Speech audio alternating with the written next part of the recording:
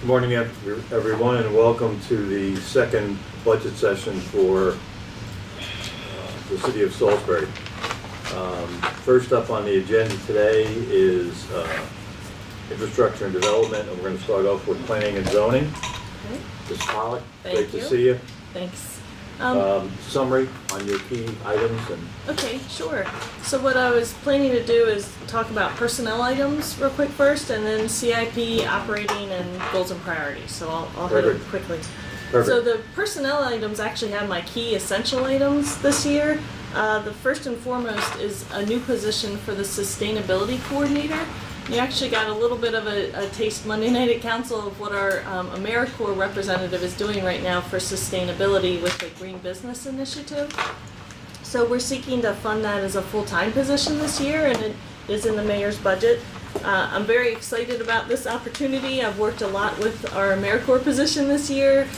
In addition to the green team and the sustainability advisory committee, this position's been helping me out on our stormwater permit with the public outreach and participation efforts, the Maryland Sustainable Maryland recertification, B City recertification, and starting to establish overall sustainability and resiliency goals for the city. So I think there's a large potential for this position. what's the official name of the position? Sustainability coordinator. Coordinator. Additionally, in the personnel department for me, there's been 2 career ladders that we added into this year's budget. The first was for project engineers, and this has been a long time coming. We only have 1 level of project engineer right now, and I feel like that's been some of the reasons why we have a lot of turnover in that position. So this establishes a project engineer 1, 2, 3, and 4, so it gives them goals on how to move up and what milestones to hit other levels, and establishes different steps in the grade. So I don't have anyone that would be moving up in the career ladder next year, so this year it's just establishing it but not funding anything until someone's ready to move up. Does part of that require like certain certifications? Exactly, and- yes, it Okay. does. So for professional engineers, there's the first certification is an engineering training in EIT, and then the second one is your professional engineer. So we have those milestones built in. Also, bachelor's degree in civil engineering versus an alternative degree, like an associate's degree or civil engineering technology. So that would be a first step, and making sure you have your bachelor's would be other steps. So I think it's a good tool for us to hopefully be able to retain people longer. It shows them that there is a path in the project engineer. In each of those steps, is there a min-max? There is, yes, They don't- amount of time that they have to Good. be here. Yes, So exactly. you've got room inside those 4. We have room inside those 4. They could see, okay, I need to be here at least 2 years. I need to get these certifications. I need to build on that. I should be able to mentor people by the time I get to this step. So, Great. yes. So the other career ladder is for our survey technicians. And we have right now just a survey tech 1 and 2. And the survey tech 1 is very entry level. We really wanted to expand the survey tech levels to incorporate more CAD, computer-aided design work, so that really the lowest level survey tech 1 is truly a rod man. He's helping to set up the equipment. As they build and go to survey tech 2, 3, and 4, they're doing more of the work on the computer. They're downloading the data. They're drawing the base maps, working with the surveyor. And this year, I would be seeking to fund 1 career ladder step from a survey tech 1 to a 2. We have 1 person that is ready for that move, so we would end up with 2 survey tech 2s next year. So I'm pleased for that. That's also our 2 survey techs. It's kind of the opposite of our project engineers, where we've had a lot of turnover. Our survey techs have been here for a very long time, but still have had no clear ladder. So I think this gives them some motivation on things that they could do to build up towards if they'd ever want to be a surveyor or a CAD operator. It builds towards those steps. The next personnel item is to reclassify our city surveyor. He has taken on a lot more of the responsibilities with computer-aided design and CAD. So what I would like to do is move the CAD group under the city surveyor. They're currently under the supervisory civil engineer, but I feel like with the survey tech career ladder and what the surveyor is currently doing, it makes more sense for him to have all of them under the same umbrella so that they can cross-train and build up the survey techs.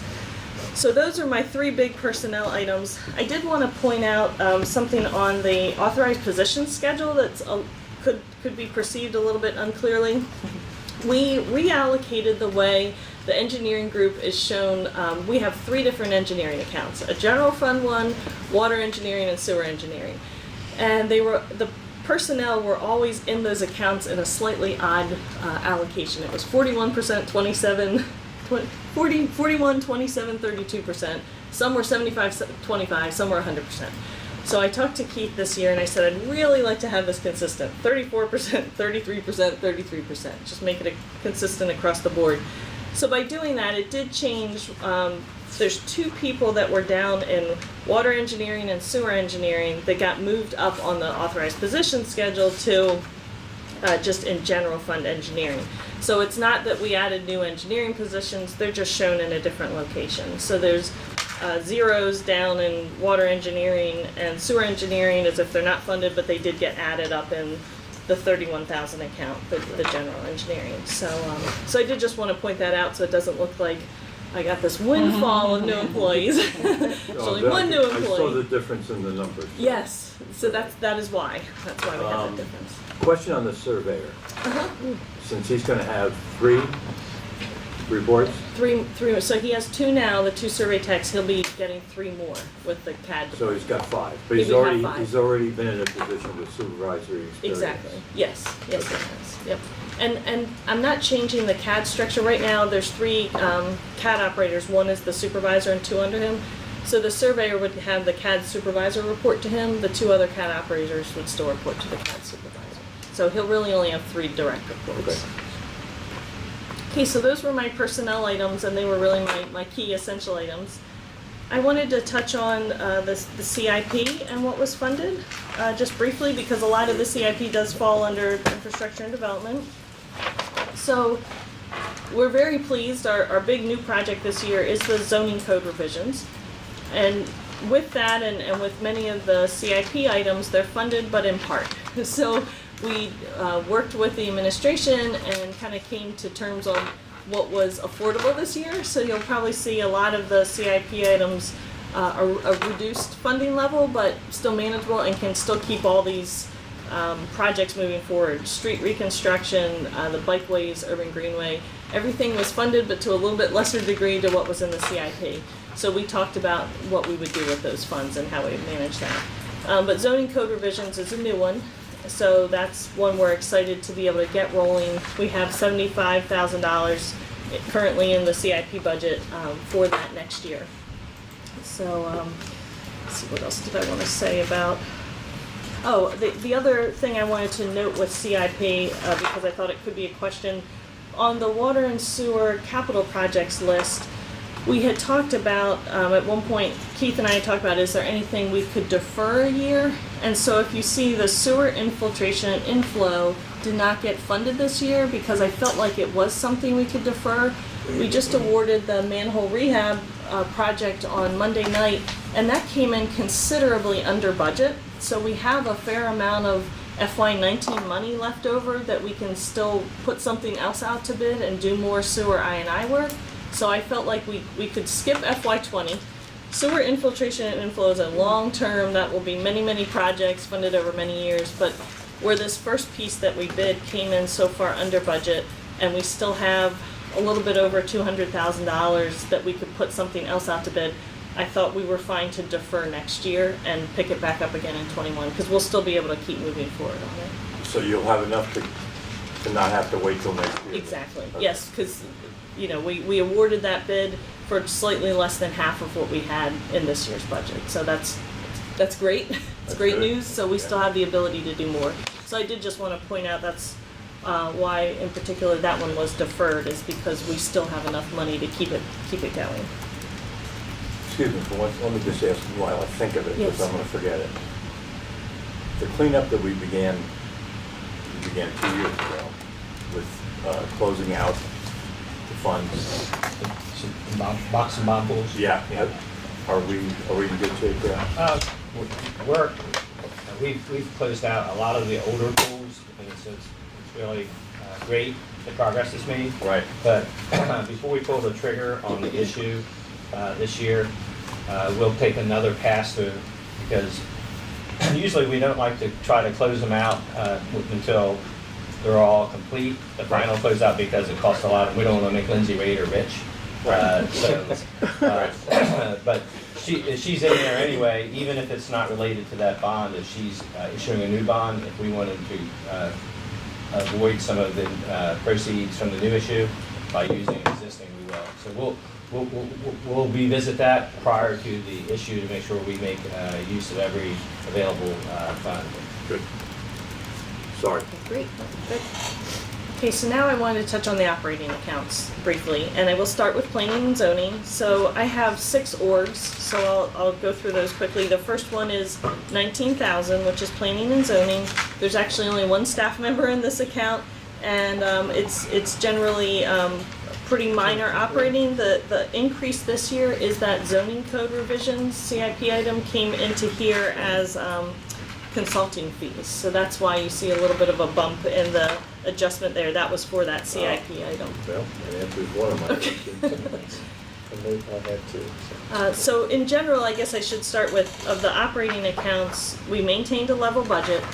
There are some transfers out because software now is being handled by the Information Services Department. So you'll see sometimes it's, it looks like maybe there's a credit, but a lot of that is just it was shifted to the control of information services. So my next org is 25,100, which is building permits and inspections. And there's 4 staff in this department. And again, their operating is pretty generally office supplies, training type things, computers. Nothing too notable. Page 33 is the bulk of it. Okay. Yes. Got it. Theirs was very similar funding to last year. Yeah, no questions on that one. Okay. All right. Anybody else have any questions on that one?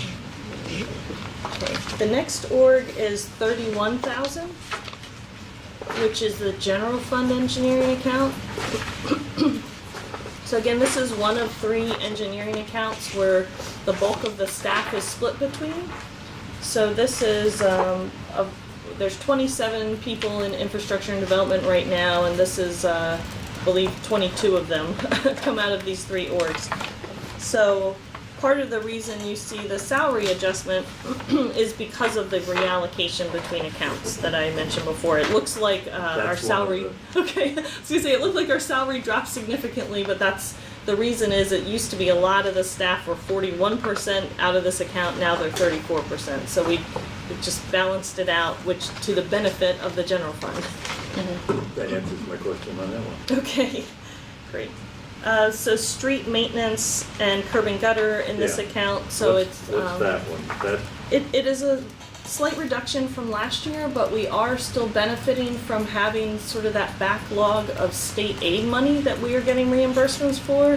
So we just did the budget amendment very recently when we got some state aid reimbursements. We just got in another 90,000 on that, so I think for the next year, we can kind of recirculate and get some reimbursements to keep paving going. So this is, like I said, a slight reduction over what was asked for, but certainly enough that we can keep our paving plan going. But the projection for, can I look at the projection? Yes. No, I can't. Keeps telling me I can't look at the projection. It's a munis number that's, who knows where they get it from. So, let me understand. If the spending is really impacted by the grants, Yes. and we don't know, so we'll do a budget amendment and accepting a grant and then putting it into this if we get it next year. Is that what we do? Am I right with that? Well, so if I may, so there's a state aid program for paving that we hadn't been aware of. It's something the city hadn't touched in 8-10 years. And we had been allocated from the state about $41,000 a year. That's gonna be our normal pace, about $41,000, which in any given year isn't all that exciting, but it built up. Yeah. It had sat there, I think it was about 10 years, because it was right around $40,000, or $400,000. So we became aware of it this year. And once we did, we said, okay, what do we have to do to get this money? And we just had to show them our street list, show them our contracts with pavers, canceled checks, So as we've paved this year, we've submitted for reimbursements. So we will have pretty much this year and through next year the ability to get that back. After FY20, it'll be about $40,000 a year. Gotcha. So this is in addition to highway user revenues, but we have this narrow window of a little bit of a windfall of backlog in the state aid money. But we do have to spend money to get it reimbursed, but we can, it's a revolving fund, we can keep using this. So Yeah, let's make sure we get our share. exactly. So I'm not overly concerned that this budget got cut because we have that ability for what we spend to get reimbursed and keep paving. So that's probably the biggest thing in this org. Are there any other questions in this one? No, the only one I had was the one on the salary. Okay, so the next one then is 81080, 81080, which is water engineering. Page 62. Yep, page 62, sorry. I'm okay with all the accounting numbers, just the page numbers. I know. So again, with this one, the salaries look a little different because of the reallocation. Water engineering used to have a 27% allocation, now it's a 33%. Again, just balancing this out. Don't think there's anything else. So this is one of those, when you dive into the details, the software accounts got moved around so that they're now managed by information services. So there's one of the software lines. Actually, I guess you can see those project accounts of 00100 mean that it's essentially managed by information services. Gotcha. So where there was a software account that had nothing in the past few years and now it has something, those are the licenses and softwares that information services will now manage for us. Okay. I didn't go through and try to, because I didn't know where the people went. So, just a question in general, if I went and did all that, it would come up to the approximately the same number plus 2.5%. Yes, yes, Right. so I have the one new staff and then the career ladder and the reclassification, and they were split between those three accounts. Gotcha. Those people, so, Perfect. yes. Perfect. And don't worry, we have checked it. We've checked it and I double know Keith, checked I it. know Keith has. That's one of the, Sandy's funnel, and so. Oh, Sandy's checked it. Sandy, Okay. Sandy's checked it, I've checked it, So, Keith's yeah, doesn't come to the gate. I feel all right about it. we don't want a person to slip through the cracks, so. No. So that's the bulk of, so this one we have some consulting fees for miscellaneous projects that come up over the year, a small amount, about $25,000, for things that, pop up at the water plant. There's an issue now with a chemical line, so this year we use some of those consulting services for that. So we have some things like that that don't necessarily directly relate to a capital improvement plan project, but otherwise it's your basic operating is the bulk of this account. Yeah, I know we've talked about this before, but let me just go down the road one more time. You were talking about getting the consultants to come in and help with an issue. Is that issue relative to the the new plant? Oh, so this was at the park water plant. Gotcha. Yes, Okay, yes, not the okay. wastewater plant I'm this just time. saying, Yes. because that should all be Oh, yeah. covered. It's not only is it covered, we're still in a warranty period, That's and what I then, thought, yep, the design engineer on the wastewater plant, we have a contract for first year services, so we can contact them over the next year to help tweak things, troubleshoot, Oh, perfect. this pump isn't working, so they are already under contract, it's in their contract to keep doing And that. that's the way we're gonna do, anything you do with procurement is gonna be that same format. Yeah, that's especially on a big project like that. There are going to be little things that come up over this first year, and so it's nice to have them handy with a phone call. Okay. Okay, so the next org is 84080, page 71, Thank you. and that's sewer engineering. So this is the third match of the engineering accounts. This one does have an essential item funded that I wanted to point out, and that is a vehicle down near the end of the account on page 73. So this is one of our pool vehicles. We have 2 pool vehicles that the engineers and all the staff in the department can use if they're going out to a project site or out to training or a meeting. And this would replace the 2014 Ford Explorer. It's a year 2000, so it's a little older and unreliable. This would replace it with something more current. We had projected a Jeep Compass Sport, something along those lines, something more fuel efficient, and okay. so this I is was wondering what you were gonna buy for $24,000. Oh, I know you no. can buy a Compass for yes. $24,000. So that's what we had projected For for real. that. So All right. so Today. they'll be very pleased to have a new vehicle in the pool. This is not a particularly reliable car, so. But it's available as a backup though, right? Oh yes, We're not yeah. gonna get rid of it. Well, I don't know. Actually, I think when they did the inspection form, they were saying to surplus it. We may really? But maybe I would certainly offer it to field ops or whoever else may need a backup car. Okay. Who asked for the backup? ACED, or code enforcement. Oh, Code okay. enforcement. Oh, okay. Sure. Absolutely. They asked for a backup rather than, All right. Purchase a new one. Okay. I will I mean, unless, contact Everett. if the trans is gone or they got a engine leak, I mean, that's a different story, but. The youth specialist and neighborhood relations person, they're all short It's of still it. probably cheaper to take and buy a That new would be a engine than it would be solution to without buy any a money. car. Yeah, the engine, I'm looking at the vehicle inspection report, the engine was fair, transmission was fair, so what was poor was exterior, interior, the tires, brakes, but I think it is things, you Buy know, a that- seat, well, buy Minor a seat things cover. could be for replaced. $50. yeah, so that could certainly be, I'll contact Everett and let him know.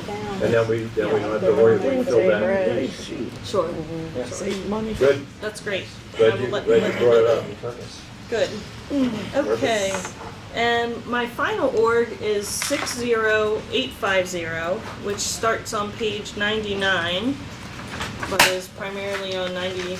Oh, I'm sorry, page 85. I looked at the wrong number. Numbers, Page I know I 85. was doing it for a while. I was like, wait a minute. Okay, Well, all these pages 99. 85 and 86. I'm sorry. Okay, so this is the stormwater utility piece that funds storm drains and the engineering. So your stormwater utility is broken up into street sweeping and then, administrative. So this funds the engineering work to design projects and the engineering that's helped our MS4.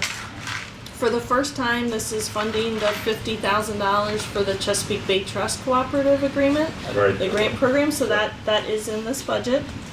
This has storm drain, just typical repair and maintenance that field ops would do is in this as well. And then the other kind of piece that's associated with this is on the bottom of page 86, 6890, stormwater utility, where Keith has that just noted as transfers, that's what's available for construction projects. So that's for any larger projects that we would need to use stormwater utility funds. That's the pot of money. But again, for the bulk of this year, it's still maintenance of storm drains, the CVT, and engineering design for projects. We're still kind of gearing up to hit the ground hard on some new projects to meet our impervious area restoration goals. Do we, what's the reason for the increase in lease cost, lease expense? So the lease, now that's in street sweeping. Right, And so Tom would know for sure, but I think, was it an additional sweeper, Keith, I think? to release it? Or no? It's from this existing lease, so it would have been something that was in the new lease account last year that moved Street sweeper. I see. in from the new lease into the existing lease this year. You can see last year, the new lease was 32,000. 35, Yeah. The new lease was 35, so that moved in, and that's why it's now 67. Oh, I see what you're saying. Yeah. So it's the sum of It those moves- two? Yeah, that's it, you got it. Yeah. Oh, okay, that's easy. Okay, sorry. So that's the stormwater utility. The only staff that are out of this is in street sweeping. There's none in that engineering piece. So that hits the operating items. My last thing I just wanted to touch on were goals and priorities. So our goals and priorities are similar to last year. We have goals of turning around development project plan reviews within 30 days and building permit plan reviews within 7 days. We have a target issuance for number of building permits and construction value each year. And a goal of change orders on infrastructure projects of less than 5%. We do track that. And then performing our annual inspections of stormwater outfalls of 20%, which aligns with our stormwater permit. So similar goals, achievable. You know, these are reasonable, sometimes challenging, but certainly reasonable. Most of our priorities we've kind of touched on. A lot of them have to do with the CIP and making sure that we're implementing the plans that are in place, such as the City Park Master Plan, rail trail, bikeways, urban greenway. This year, one of the new ones is producing a nuisance flooding plan, which was required by the state. The state legislature required all municipalities to adopt nuisance flooding plans this year, which was new. It's an interesting requirement. It's very vague, but the requirement is that we have to prepare one and post it on our website. We actually had enough money in the stormwater utility this year that we have already hired a consultant and it's in progress. So that should actually be prepared by July or so of this year. So it will That's a state mandate? It is a Another state mandate. Yep. But That's good. it's a vague state mandate. What's the definition of a nuisance flood? Yes, so, and there is a definition, and so it's essentially, paraphrasing, that it's a flooding area that occurs regularly, potentially associated with a high tide. So a Fitzwater Street. Fitzwater Street. Yes, so, Yeah, so we start Germanian looking Circle. at, our chronic problem areas, places where, in Now, high is tide. that development of elimination? Not necessarily, it's not actually requiring it that, could it's be- identifying it. I got you. Potentially identifying some solutions, but knowing that that's one of your problems. So maybe down the road, they're gonna take that the next step further Well, and, they are, I mean, yeah, for sure. So this is step one. they got their foot in their toe in the water Yeah. and they're gonna hit us with something. But we're on board, we're complying with it, so that's. We know that's somebody in important. MML, so we can help fight that, right? Vote. Well, it's interesting, when we started this project for nuisance flooding, we ended up digging up a report that was done in the early 2000s that was very similar. We thought, oh wow, the city did this years ago, who knew? So at least we had a really good base with some history to build off Yeah. of, but, Good. so we're working on that. So, any other questions or? I just, it's a great job. I think we're all pleased with the shortness of time now to turn things around. Good, thanks. So I'm going to ask the next obvious question: how can we make it shorter? How can we make it shorter? Yeah. Well, and we do have a lot more meetings with developers and their engineers, which should shorten the process. Shortening it all depends on the quality of what we get in. Right. When it's a good plan and it's straightforward, we can turn it around relatively quickly. When it has a lot of issues, and so it's funny, we've had this debate a few times, even yesterday I had this discussion. When there's a plan that we get that has significant issues, it's not in our nature to turn it around and say, rejected, come back. It's in our nature to say, okay, we have problems with this and that. So they end up getting a large comment letter with a lot of feedback because we put a lot of effort into it because we want the next round to be productive. So I think that is a benefit to the developers. It should, in the long run, save them time and money, but it takes us time. So it's one of those things we kind of talk about. It's a service we're providing in one sense. I think it's a good service. I think on a straightforward plan, you're going to see that they get turned around a lot quicker. It's the large, difficult ones that aren't quite there yet that still take a fair amount of time. Well, when you're successful, the return on investment is a lot quicker. Right. Which, that's the goal. Right. Yeah, exactly. Well, thank you for all you do. All right. Thanks. Keep up the good work. Okay. Hopefully with some of the changes you've made, you can hold on to staff in that one area that has Yes. the big turnover, but Yeah, I hope so. it's enjoyable to go into that department and see people smiling. Oh, good. Well, thank you. All right, great. Thank you very much. Thank you. Thank you. Okay. Who's doing the? Nobody out there.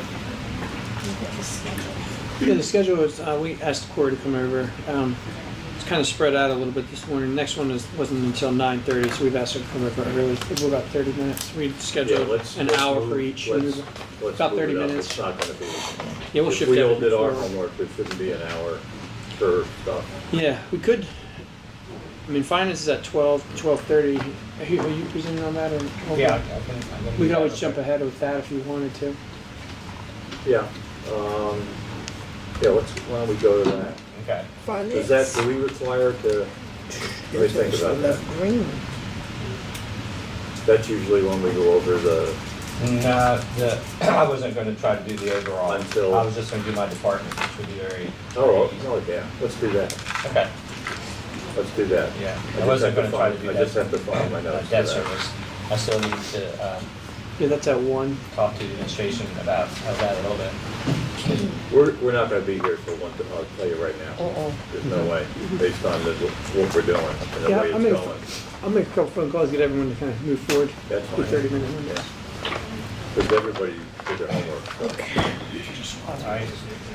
So to go ahead and hit finance? Yeah, Yeah, so, it's finance right now. I'll do personnel first. Up on the screen, we have our chart. The first thing that happened this year, we had one career ladder change where accounts payable, the person that does accounts payable also backs up the payroll account.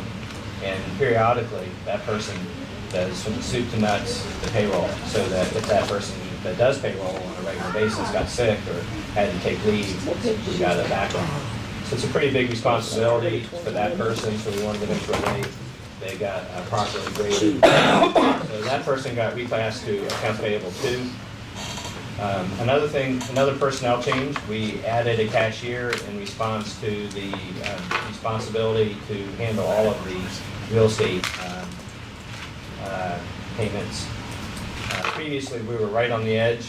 Staff kept giving us input that they thought we needed another person. We tried to hold off. We felt like that the things that we're doing with payment processing, a new portal, was going to take some of the burden off, and that we wanted to experience that before we pulled the trigger on adding another cashier. But taking on the real estate made it so it's obvious that it was necessary. So How much of that is influenced by the time of the month the time of the month for, or a quarter? Is there a crunch time? oh, well, yeah, we have cycles. We do, we bill a Water. third of the Right. the city Water for and water sewer. sewer every, Yeah. so every month we have a bill and cut off and late fee, you know, it's a cycle that goes every month that's hitting a portion of the city. So the 2 big personnel changes was the cashier, the reclass of the person that does all the AP and backs up payroll. Previously, you can see we had perfected our career ladder where I can get this to move over a little bit here. Let me see. It's acting different today. Oh, here it is. This little button here will help. It pays attention to me. It's ignoring me. Touch the screen, back, yeah. And that Yeah, will work. it's like it's, You go into that arrow and hit it. see, it's kind of froze or something. Never seen it. That's all right. Yeah, anyway. Go to the other side. And move. If I can do it and then move it back, it was this screen that's not working. The resolution's different, but there we go. We can see that we Yeah. have some important staff that have the ability to grow. They can come in at a 1, they can meet the criteria of a 2. As they stay, they become much more valuable and they can become a 3. So that's really turned out very well. So I want to So, ask you a question. Do you normally ask? Not the steps? Well, I mean, this all started with that. right? Yeah, but I'm talking about certification. Oh. Are there- Or there's certain certifications, or is it Certification. just based on experience with this? what the job description has what the criteria that you have to meet in order to qualify to go from a 1 to a 2 So and a 2 to a it's 3. clearly- Oh, it's clearly marked out. And there's some judgment too by the supervisor whether they met that criteria. So, but previously, our staff weren't fairly compensated because there was no natural progression that we could go through. So this has been very valuable and has motivated the staff properly. Was there retention problem in that area? Well, actually not, but I think that there was probably satisfaction probably. Right. So I think this has helped to. Has anybody improve that. moved up into the, like? to- Oh, yeah, Okay. yeah. This has been developing over the last several years, so it's just, I think, now got to a place where it's pretty close to being good to go. So let me ask you a question, Keith. For the cashier, you hired a new cashier. Is that what you're saying? Yeah, Okay. yes. Yeah. Okay, so, moving over to our, some of our goals. Yeah. Doing it again, just kind of cooperate with it since it wants to be in charge. Figure that out in a minute. Yeah, There you go. That's paying attention. So as always, the things that we concentrate on is trying to keep our personal property tax and miscellaneous receivables down. We focus, as we discussed earlier, on keeping those proceeds from bonds working for us. So those are the goals, the priorities. One of the things, number 6, where we are trying to enhance the budget document to get meeting the GFOA best practices. We solidified that by getting the award the year before, and then we just got notified last week we got the award for this year too. Really? What? Yeah, so we're pretty happy Again? about that. Oh, that's amazing. Yeah, so we're Nice pretty job. happy with that. It'd be I didn't interesting. know. Hey, it'd be interesting to compare and see how many other cities have one consecutive GFOA. Well, I will say in Comparable fairness, size. it is a pretty common, it is pretty common when a person enters into it. To that keep to that because standard. Yeah, because they got a checklist. Rather than fall off. Yeah, you don't usually fall off. Once you Once figure you're it out, yeah, you know, you'd have Okay. to get diluted somehow. You'd have to maybe lose some staff and, you know, you weren't, Don't paying don't attention maintain to that same standard. Okay. yeah, but I think once you figure it out, you can sustain it. Awesome. Cool. But, Well, good work. the other thing was number 4, says successful implementation of tax billing. That's a good place to kind of jump over to operating. If you looked at the operating accounts, you're just gonna see kind of a whole new picture. Everything from printing to personnel, everything was affected, and at a high level, it cost us approximately $100,000 to take that on. So that was the biggest change to our operations. Number 3 is a huge goal that we have to. We've had an RFP. It's been issued, and we've received the bids for a new online e-payment system where we can let users go in and manage an account where if I want paperless, I can get paperless. If I want to schedule my payments, I can interact with the system myself. They don't have to call our staff, and we have to go in, and then there's he said, she said. It's that there's an audit trail. They're the ones that did the scheduling, and you can get paid by text, where you can type pay, and you already set your account up to be linked. It can pay while you're driving your car. You're pulled off in a parking lot. So that Driving. RFP is for dozens of capabilities. I mean, it's so complex. So 200 technical questions. There is some risk associated with that because there's some integration between the portal and our ERP system. Right. So we're being very careful to make sure that we get 6 users that have the exact same circumstances, and we've done a lot of work getting their testimonials, knowing that they've succeeded in doing what they said they can do. Because a lot of people will say that they'll commit to do it, but it only takes 8 years to get there. You know, so we're not in a position where we could withstand that. And I'm sure Bill was involved, so he'll make sure that. Yeah, we got a team that's working on this. So it's an important project, but it's because there's risk, we're being very careful. Okay. But to the frequent question that you bring up about monthly, this would enable that. This would aim, okay, good. Yeah. It's one of the capabilities that we wanted to make sure they had. Yeah, some neat stuff. But we don't want it to interfere with our fundamentals. So that's Yeah. So that's Okay. that's a summary of finance. We look at the, Sure. Yeah, the ops are going to be a little convoluted with all of the Afraid real of that. estate, all the real estate stuff. yeah, that I you're know. going to see. But what's, That I can see, highlight. I probably have a bunch of, actually, I Questions should we let get you to go that. through it, Okay. and Yeah. then, Yeah, I can do that. It's up on rather the than us screen. ask the questions, because I've got Yeah. several. Personnel-wise, the biggest change What again. page are we on? So we're on page, 12, 15. get the page numbers back. Page 12.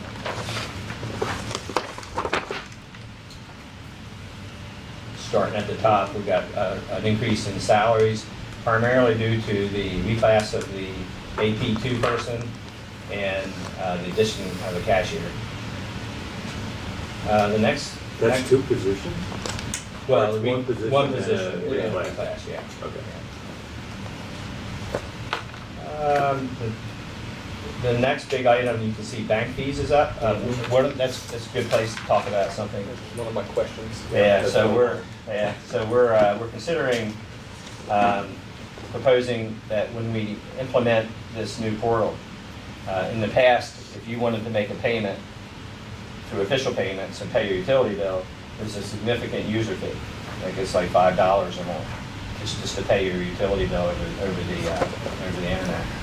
So, as part of the proposal, there's something called interchange rates that are diluted for cities if you will quantify what your average number of bills per year. And for that space alone, for that type of bill, utility bill, they will reduce those fees. And so we've negotiated lower fees by these bids for what they add on to that interchange rate. So it's gone from a rate that's affordable to us to absorb. So we've been proposed as low as $1.85. And so what the city's proposing, that's worth it to the city to absorb that fee, because we don't have to enter that payment. By you paying over the internet, it crawls right into Munis. So now, when we enjoy you paying online because it saves our staff time on processing. So why not? And we put the bill for you to make your payment. We're encouraging you to make your payment over the internet. Right. But that will have the potential to increase our fees, because we're going to have we're anticipating more use, and over time we'll get to see what those costs are really going to be. But we wanted to make sure we had enough to cover that. Are we locked in for a long period? The RFP calls out a term where their fees that they quoted have to be valid for. So it's a multi-year contract.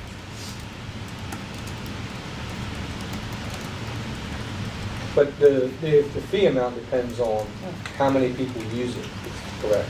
Right. So what they do is if as long as we're within reason of the estimated counts we have, then that fee will hold.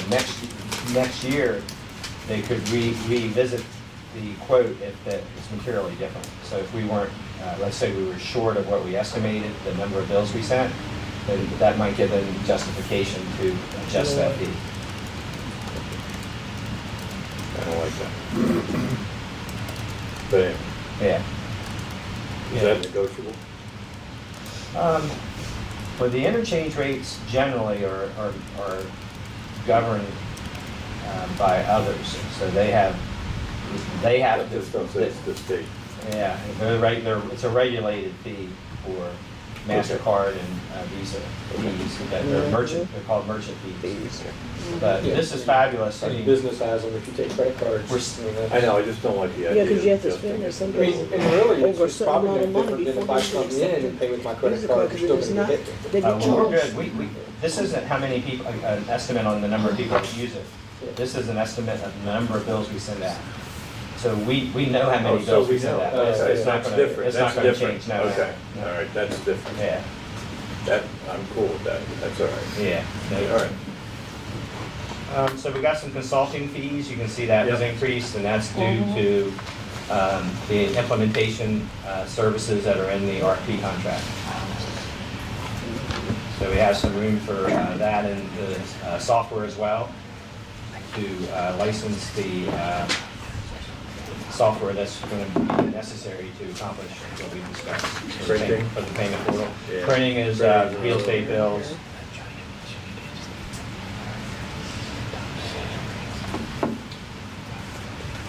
Did we end up, are they gonna print it for us and we're gonna pay them? Or are we going to an independent printer?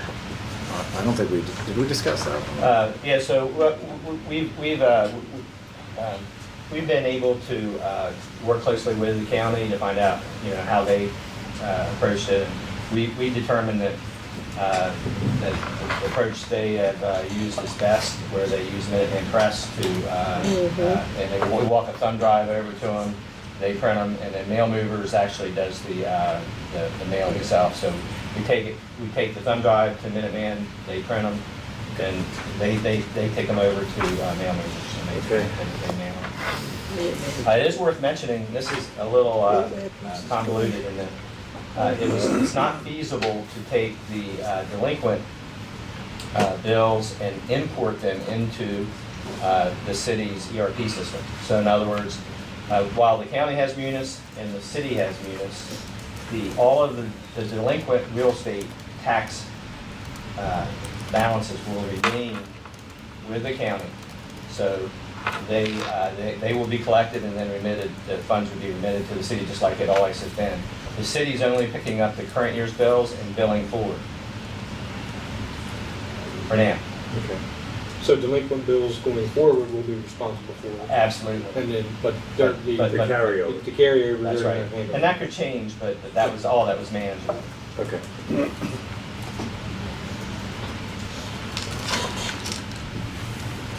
Any other questions? Good, thank you. Can we take a 5-minute bio? We're back on, Okay, one more. okay? Our break is over. Let's, Want me to move so you have the hot seat? She doesn't You like sure? the hot seat. You don't want the I hot like seat? the hot seat. Yeah, come pretty good. on, Court. And there, the buck stops there. There you go, there you go. Okay. Did you do this last year?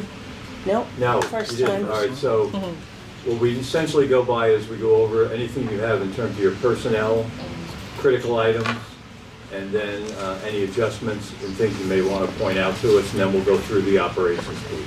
Okay, so I have a little overview here. Perfect. For me. Okay, so we're at Department of Waterworks. We have 47 total positions, 31 at the wastewater treatment plant, 13 at the water plant, and 2 in the admin. This year we've added career ladders. On the wastewater treatment plant, we added career ladders in pretreatment, operations, biosolids, and maintenance. And we are reclassifying a pretreatment tech from a grade 3 to a 4, and the assistant plant mechanic from a grade 4 to a 5. And at the water treatment plant, we've added career ladders for the sample technician, the operations, and the maintenance. And this is going to help a lot. Some of these employees have been here, some of them are longtime employees, some of these operators, 16 years, so now they, with these, and the career ladders aren't easy either. And these operators have to get their certifications and they have to meet all these steps, so. That's Mir's That was my question. So he asked that question, so. Oh, yeah, well, I feel like on our side, it's more technical, and I'm trying to build towards future planning so that when people move on, we've got people in there with the skill set. Because right now, we're looking at, they don't have the complete picture, so I'm trying to build that skill set with Career Ladder. Gotcha. Have you had anybody move up in the steps once they've been implemented, or will? We will in the first year, yeah. Okay, Like I good. said, I have a couple of long-term operators who have been here a long time. They're ready. They have a couple of little things to do, and then and some of them are ready. They're like, let me see it, let me go, can I start preparing? Yeah. And so they're willing and ready to do that. So good. we have a few that are in the budget this year that are gonna move up. Okay. That's good. What's your average seniority roughly? Have you figured it out? I think I've got about 16 years is about the average. Really? Yeah. That's good. Usually, on the water plant side, we don't have too much turnover. We tend to have more turnover on the wastewater plant side. A little dirtier job. Yeah. But, I mean, but you have people in the field who will argue wastewater's more interesting, you know, because Yeah. it's a little more science to Yeah. it, I guess, so. For sure. It's a back and forth. I have a lot of long-term people at the wastewater plant, and that's another thing, you know, I worry about personally, and that's something I want to build into these career ladders, and because we need to start doing some succession planning there. So your average may be, maybe the mean is more important than the average, because if you have a bunch of people up on top, you can have a bunch of people way down low. Right, yeah. Is that the situation you have, or is it pretty much? That's a little bit of the situation we have at the wastewater plant, Right. yeah, Okay, so. okay. Other than that, that pretty much takes care of the personnel. For essential items, the water plant, we've asked for 2 new vehicles. We're downsizing both of the vehicles, one from a full-size vehicle to a small truck, and that vehicle's been around the city for a long time. I don't know the year of it. It used to be in engineering, then it was a hand-me-down to us, and it's a lot of maintenance problems, so we're gonna downsize that to a small truck. That's what the sample technician uses, and he rides all over town, so that'll save some gas. Then the operator's 3/4 ton pickup, we're gonna downsize that to a 1/2 ton pickup. We used to have the 3/4 ton to pull the generator, but we just got a new utility vehicle this year for the maintenance operator, and we can pull the generators, the portable generators with that. So this will save a little gas here. And this truck, the transmission's gone. Basically, we're just kind of nursing it right now. It's got almost 200,000 miles on it, so it needs to go. We just need to get another one for. Well, I was thinking, Get another one forever. Yeah, we found you a truck, but we're trying to find you another one. all I can see is code enforcement riding down the street.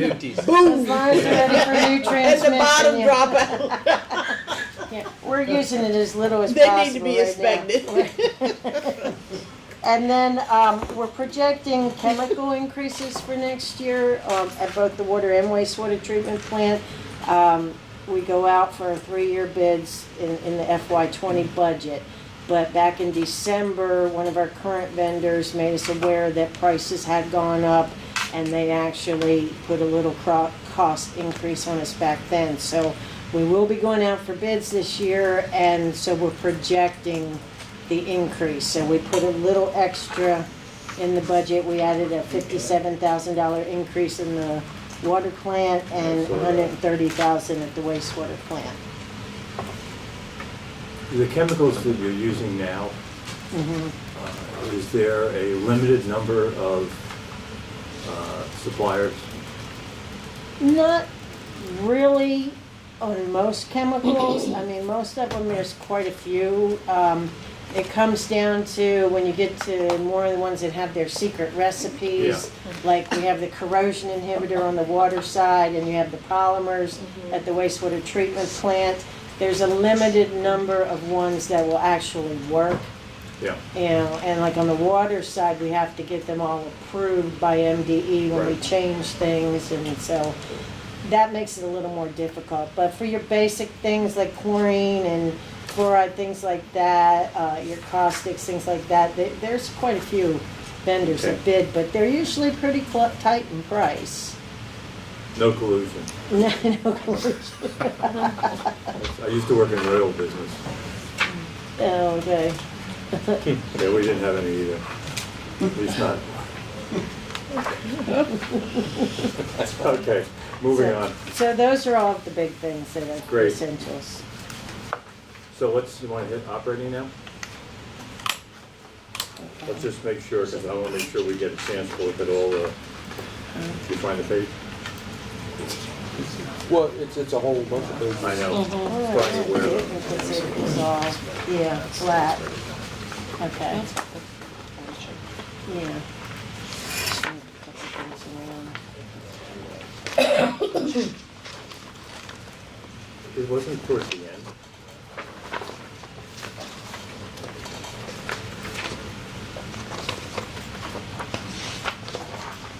What's the account, do you know what the account number is? For which plant? We start with Start with 82075 is the 82? wastewater plant. 82075, I mean, for water plant, 820, page 75. 60, Yep. 66? There it 66, is. yep, Oh, right. okay. All right, let me see if I got my questions here.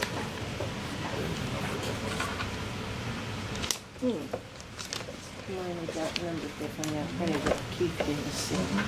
The salaries of the reclasses, I'm assuming? The,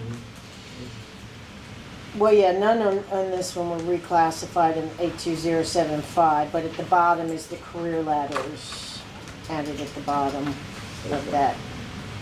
You'll see the changes for career ladder. But no, those are the salaries. Okay. Then a portion of those, I think I have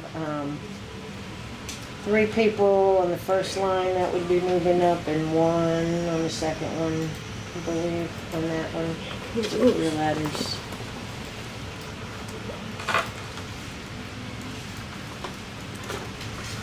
Is anything under You said one? 3 people? In that department. I've got, Over on Thought I the made a wastewater mistake, plant but I side, I don't think we have have anything on my about list. 10 that the career ladder will affect this year.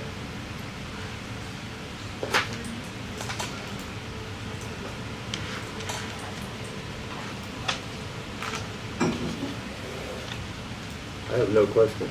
Do you guys have any questions? Okay, well, we run from 82075 all I the know. way through to 8700, I Yep. believe it is. Oh.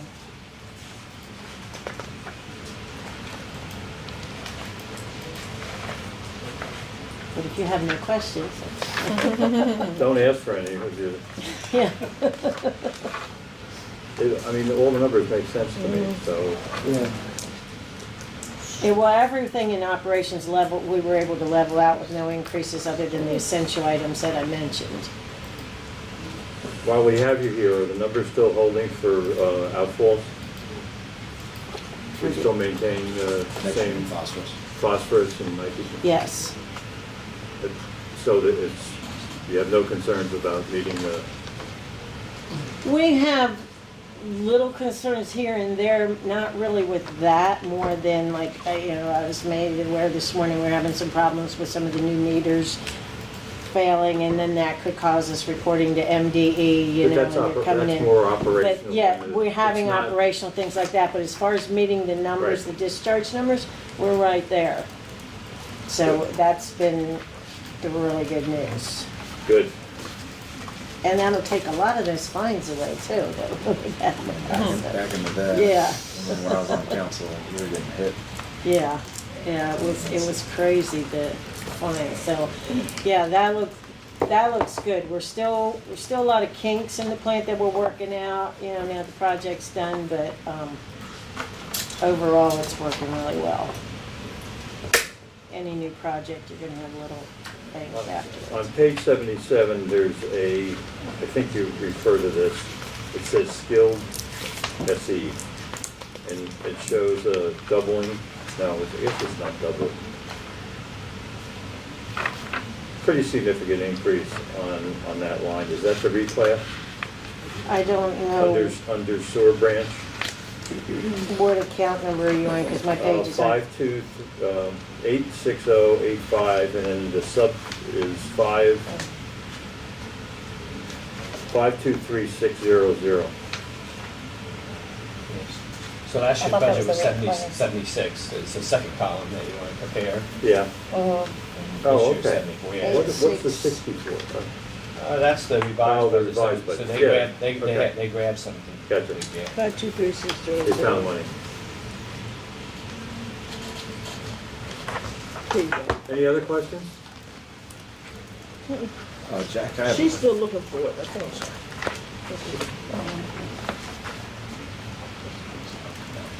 I have a couple things. When We- you, I was looking at the wrong column, Corey. It's fine. We want to look at the Yeah, CIP, you guys want to look at the CIP and see if you have any questions while Wait a Corey's minute, my here? page Yeah. numbers don't match up. So here's, I got the CIP up there, Corey, in case there's Oh, any okay, questions about yeah, I that. brought that too.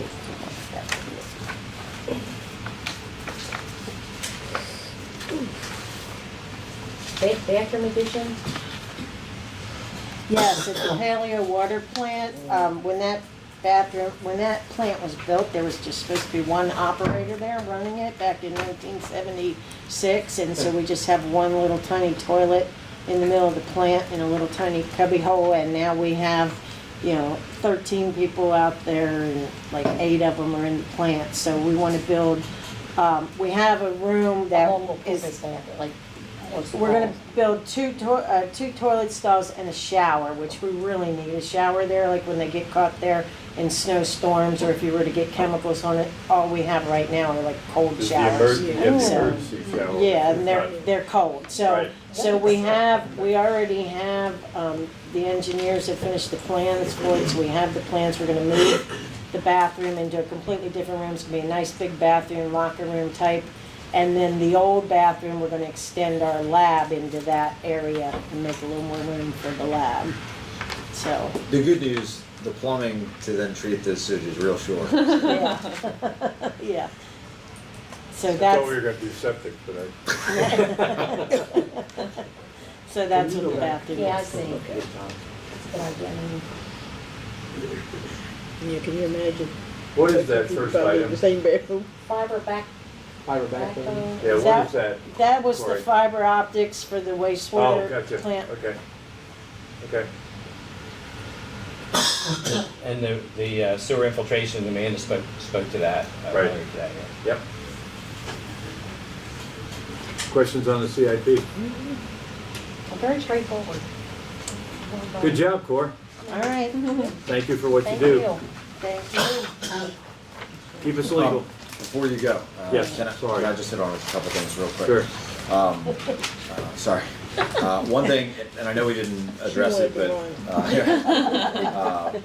if you look at the position count, and as you scroll through, you'll see a lot of water and sewer accounted positions that are moved around.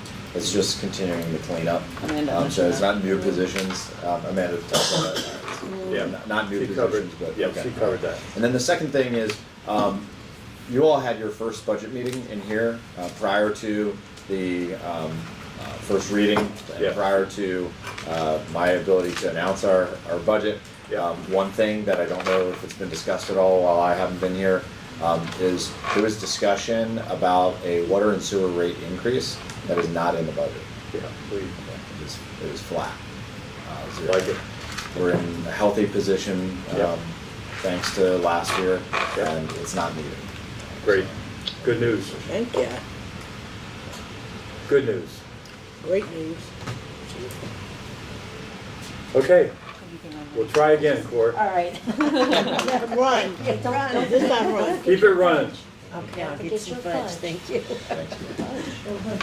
Brought in some fudge. I could not. Yes, I could. Hey, who brought fudge? They would turn me You down. want the hot seat? Because I'll move it. She didn't want the hot seat. I'm serious. That's actually a good- Everett will take the hot seat. Yeah, everyone will take the hot seat, all right.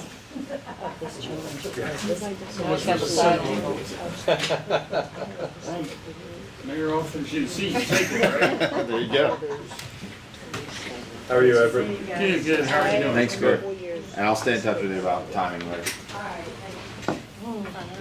Fantastic. I'll be in church like this. No bras coming.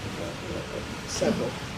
Okay, what we do, Everett, the way we've been going through it, because I don't think you did you do this last year? Yeah, you did it last year. Run right into the Sort of, fire. but you It were wasn't- your first. yeah. All right, so we're gonna go over personnel issue, personnel item, any changes, critical item, essential item list, Okay.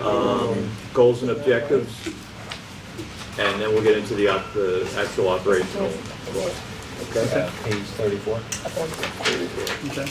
Why don't you start? Thank you, sir. Hello, everybody. Hey.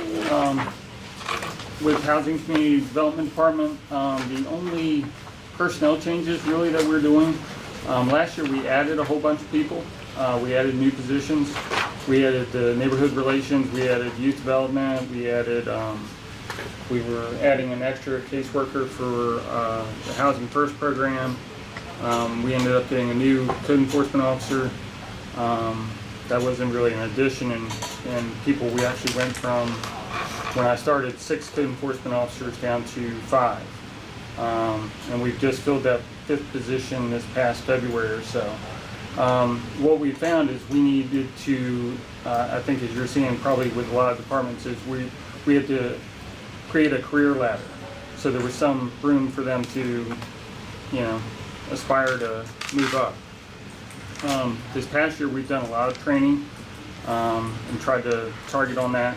And with that, we were able to come up with a career ladder based on a lot of the ICC requirements for like building codes and stuff. Me and Dan created the career ladder. We've got it there. There are 2 people who could potentially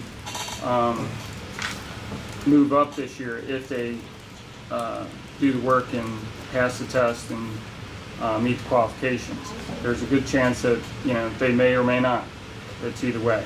I don't see it happening really before January, but that's what the 2 code enforcement officers for the career ladder was one addition, or I guess increase on this budget.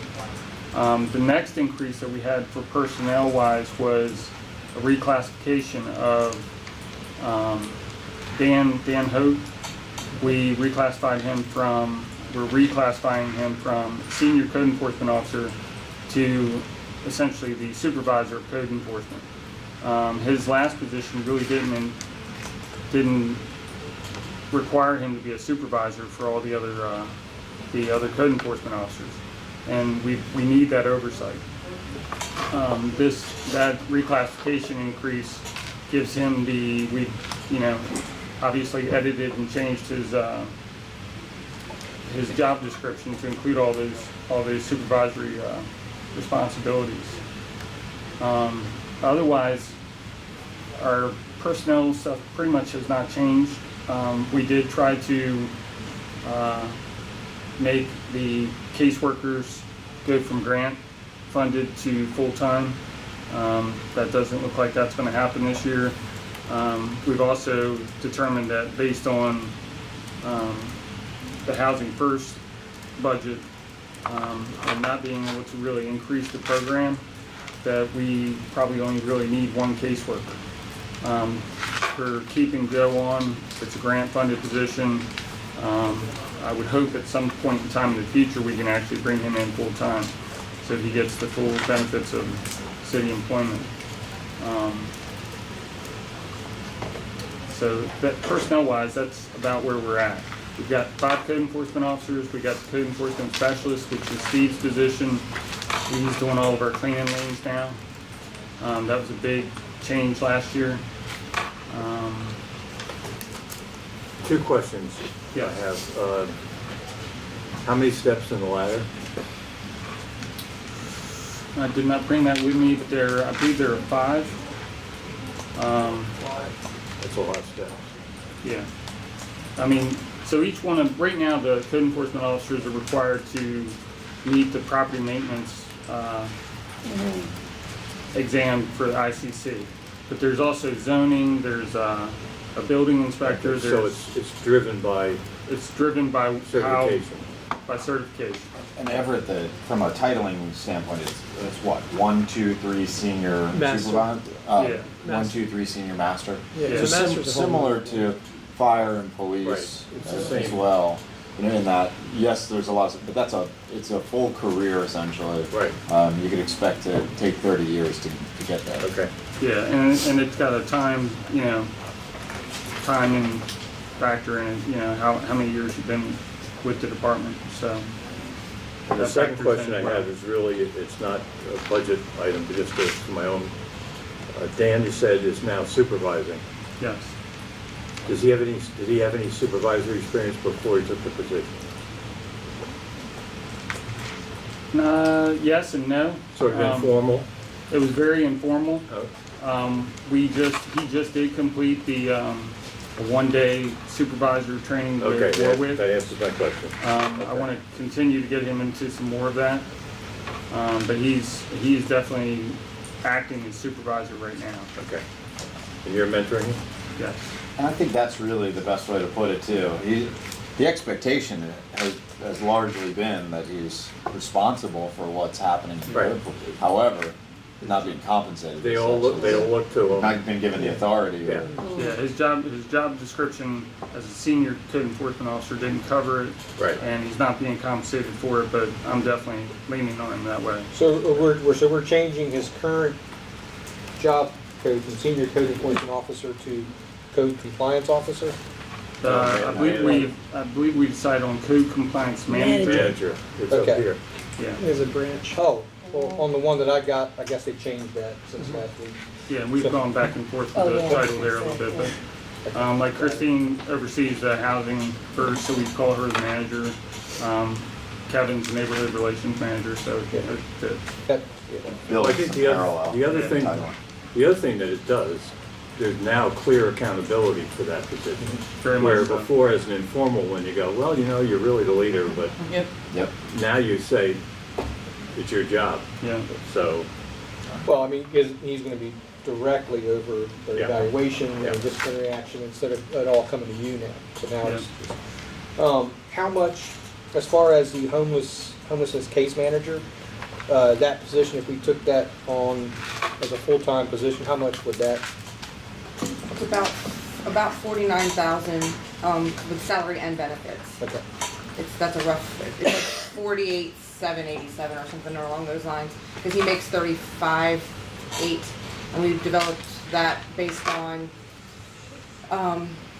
state and county government positions that were similar, and it's on the lower end for starting out, but that's where we got the salary from, and then with benefits, I think it's like with the- about 48,000. actually, it's like 57. Oh, is it 57? 57 with all the. what percent of our Bennies? Do you know? Bennies, what's their percent, roughly? Well, as you know, FICA is 765, and the biggest one is retirement, is around 9%. So you're at 16.65, and workers' comp depends on what you do. If you're Yeah, that's all frequency. yeah, it depends on what you do. So it varies quite a bit. I would say we analyzed multiple scenarios during budget session in terms of how to pay for that position, and what was going to be grant funded, what was going to be city funded. I think if not this year, I think we want to get to next year having that position city funded. It's not. I think you're not really looking at that total number because we're not likely to lose any of the grants that we're referring to. In fact, we can probably slightly increase over time. What we're getting from some of these grants. We're limited, like in the CDBG use, we're limited on what can go toward personnel costs. But I would say that we're really looking at the difference. It's the benefits figure that. And is that limited because of the grants don't allow that, or? The grants are very restricted to how much money can be used for personnel and how much money has to be used for other things. So, like for example, we get HSP, which is called Homelessness Solutions Program. In the past, it was ESG, which was Emergency Solutions Grant. They've just changed the name and changed the parameters. They give us 28,000-ish for a case manager, but then they give us like 8,000 for housing vouchers. So it has to be spent that way. Like they're very strict on what. And so this year, when we applied again for the grant, we were told we can only ask for level of funding that we got last year, so we couldn't increase that this year. That's coming down from HUD. HUD is freeing up some other money. It won't come directly to us, but they are freeing up money for the Housing Authority to apply for that to increase Section 8 housing that's available. We are working, the COC is working with the Housing Authority to kind of get them to apply for that or help them apply for that because it's a significant amount of money. I don't know what part of that money is local and versus everywhere across the country, but they're trying to. They realize that affordable housing, of course, is not a thing. And the ones that do have affordable housing is incredible wait lists. So, Christine, is that the voucher program? so Yes, that's what that would free up. Okay. HUD is gonna free up money for the Section 8 vouchers, because right now there's about an 8-year wait list. I have a question. For the homeless coordinator, what are the qualifications to meet that position?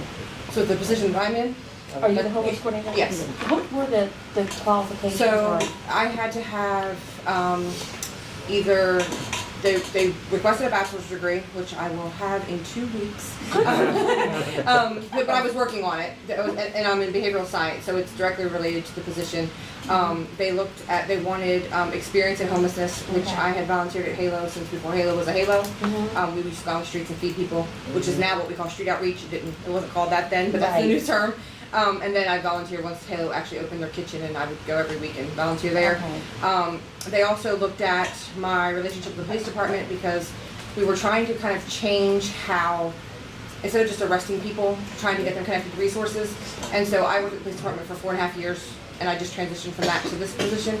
So now what happens is police officers call me and say, hey, we've got this guy who's panhandling, et cetera, and we just go out and meet them instead of them just being arrested for misdemeanor kind of stuff, unless unless they need to be arrested. Right. But so I already had that relationship with them.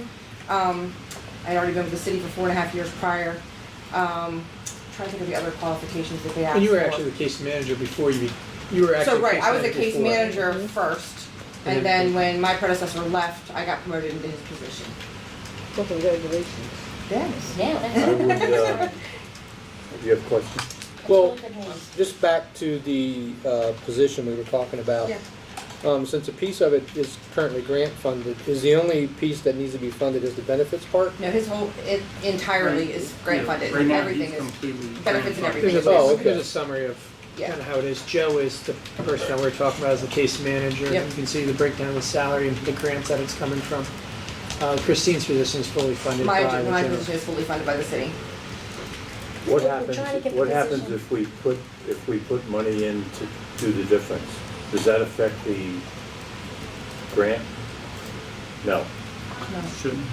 You mean if we decided we wanted They're to gonna fund pull it, benefits in order to Right. sort of prepare ourselves for, Right. So we would have So no with money. HSP, we would have to ask for a reallocation of funds, which is not, well, but I think what Jack's saying is just adding city funds Oh, to pay to that. for benefits. Benefits. okay, So you right. would have more money, but I you don't still want have to lose the grant, I don't want that to be impacted. Right. So, So what we would do is, if that was the case, then we would ask HSP to let us use the money that is currently funding him, with it, whatever the difference would be for housing or Yeah, I think, Wait a housing minute. vouchers. I think we would, No. Is that not what you're asking? No, I think if I understand Right. the council president, his point is just adding in more money. city money Okay. we'll for put the difference, benefits, just to be able. we'll Okay. put the difference in, Right, and then you'd end up with a full-time. The upside of that is it's training us for a future year of funding. And here's the upside. I don't think we're ever going to see these grant monies decline. I hope you're right. No, but the upside is, we don't want grant-funded positions ultimately. No, We want to that's get. what I'm saying, is we have to be. Grant it's funding our- positions is Yeah. a great way to help you start something, Correct. not something you want to sustain. Correct. So I think if you're going to do something, you're going to fund benefits, and then in a future year, we're going to say, we're no longer going to use grant monies, the city's gonna take on the cost of the salary. Well, we're already partly bought in. Right. You know, we're slightly trained to manage those dollars. Right. Or to know the impact of that expense. And then, again, we're still gonna have those grant monies.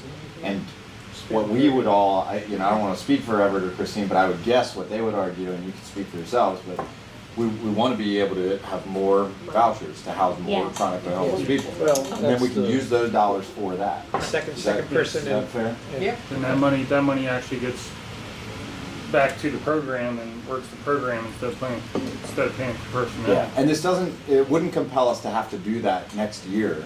you know, Right. But I'm saying, if you decided to do that, it would Right. train us into. We'd have somebody ready. Yeah. Christine, could I ask a I have a- question? Yeah. How much does it cost from that grant to fund a homeless person? And how So- many do you? So we currently have 11 households in housing. It's on average usually they're single people, because chronically homeless tend to be single. It's about, depending on rent, etc., it's about $8,500 a year to house one person. Now, we have a family of 8 in housing. Their cost is significantly more because they have to have a 4-bedroom, to accommodate the children. But that's only one family. Everybody else is single, with the exception of one lady who has custody of a grandchild. Everybody else is single. So that $8,500, and then the $8,500 can be much less. It could be $6,000 if I can find rent that's more affordable. And we don't ever want to go with rent, because how it works is the person contributes 30% of their income in rent, the same way it would be if you had a HUD voucher.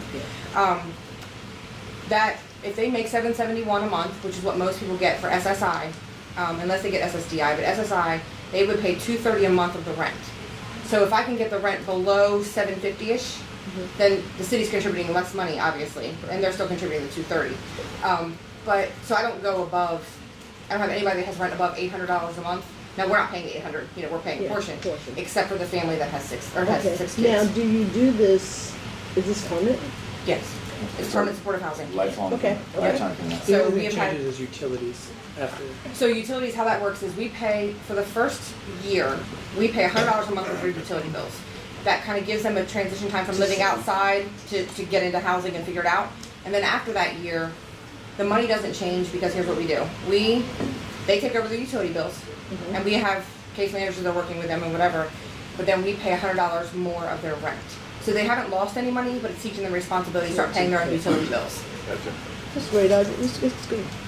Okay, so are you, in this here, are you paid by the city or paid by the grant?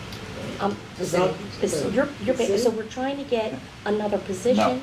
We have a position. No. There are 2 She's employees. paid by the city. Yeah. I am two Yeah, employees. okay. Yeah. Slice this down for, okay, because I got confused. Okay, so the city is paying for you, Yes, we have Christine, city funded, and then we have And then my Joe. case manager's grant Grant funded. Yeah. is Yeah. grant funded. So what we want to do is Give next year benefits. have Joe city City paid. funded. Hey, Yeah. Eventually, Yes, if not okay. next year. Not next, right. Maybe, Right. maybe, The following. maybe the following. 2021, okay, I see, Maybe but that's what we're 21, moving maybe towards. 2022, maybe. Okay, somewhere down. When we can afford it. So we Somewhere can down- afford somewhere it. down the Right. pipeline. I don't want And this, us to you make no, I that just commitment, but, got confused. That's great. I but mean, yes, it's we all fantastic. want All that. right, so can I make a suggestion? I would like to put that on our list to reconsider during the final session. Yeah. Is that all right with I agree. everyone? Yeah. So what is that amount? Because now I'm confused. Well, we also we have have it up. Let's make sure that this. We also have to is up there. calculate it, it's not up there. Okay. Because we gotta calculate his healthcare and. Yeah, let's just, and if we can get that information for the Yeah. last. We can get that. That's Yes. great. Okay, You know, what his healthcare use Perfect. would be. Perfect. things like that. Yeah, he's a single young So- guy, Right, so he lives with his girlfriend, but they don't have children or anything yet, so. low, It was low expense, 35 low at first. yeah. Okay. And also, last week, someone asked for a vehicle too for your, I want to make sure I got the same program. Oh, that was in the Yeah. personnel committee. Okay. Yeah. Yeah. So we But have let a us come vehicle. back, let us come back to you on that. On that discussion, if we can Okay, I Yeah. just want put to an make sure I had the asterisk right, there. I just want to make sure I had the right program. Yeah. Is what That was was As long Okay. as it's Okay. on his list, it'll come back up when we do it. and he'll have Before the you even numbers. put it on that list, I promise we won't forget it, okay? Okay. I promise. Okay. And you can all, you know, Oh, I'll keep you to smack it. me here. No, we don't forget either. Okay. I just may, but. Make sure I get the they right won't. program. You can put it on the list, I don't care. Okay. Okay. Let's go through the, if anybody has any questions on the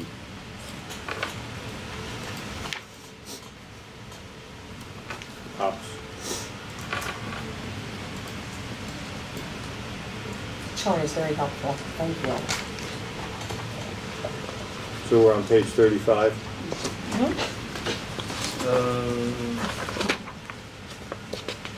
Yes. Yeah. 34. 34. 34, 35. Alright, my eyes are going to tell me here a little bit, guy. And I'm not sure I got that same. We're on the summary thing, right? We're on the summary. Budget analysis. Budget Analysis. Don't look at the 99, just look at the 34. Mainly, Yeah, so if you had any questions. Yeah, we're looking at the I had a couple questions on the, Most of our stuff stayed level. We rearranged a couple of the accounts to where we were making transfers. yeah, I was afraid of that, because that's probably where my questions are. So, I mean, I can, if you want to ask questions, I mean, I can probably tell you what's going Okay. on with that. The, just for clarification, the salary's clerical? Okay. What caused it to jump? So underneath clerical, last year, again, we added the neighborhood relations manager. We added the youth development specialist. So that was a mid-year, Yes, we actually just did get, the youth development specialist hired April 1st. right, Those were budget. huh? Those were budget. Right. Yeah. We weren't added to the budget mid-year. No, but I'm saying they came Filled. on, they were Got it. filled mid-year, which then would drive the cost Oh, down from the original budget. That's right. Okay. Current use. That's what, Yes. current, yeah. Yep, you're right. Yeah, So that's, I assume that's what that is. yeah, that line. and the one code enforcement position, I think we filled that in February. Right. We were actually, we actually had to hold some of those positions based on what we had in the salaries account last year. Gotcha. And then, once we started, the process, there were some delays in the hiring process that created a little bit more surplus there, so. But my calculations, roughly on what we have for personnel and what those projections are and what we're paying out per paycheck it appears to be correct. It's worth mentioning that the first line, there is an increase of 20, which has got council president's attention, I'm sure, but the second line, we're down 13, so the net of that's only an $8,000 Yeah. difference, yeah.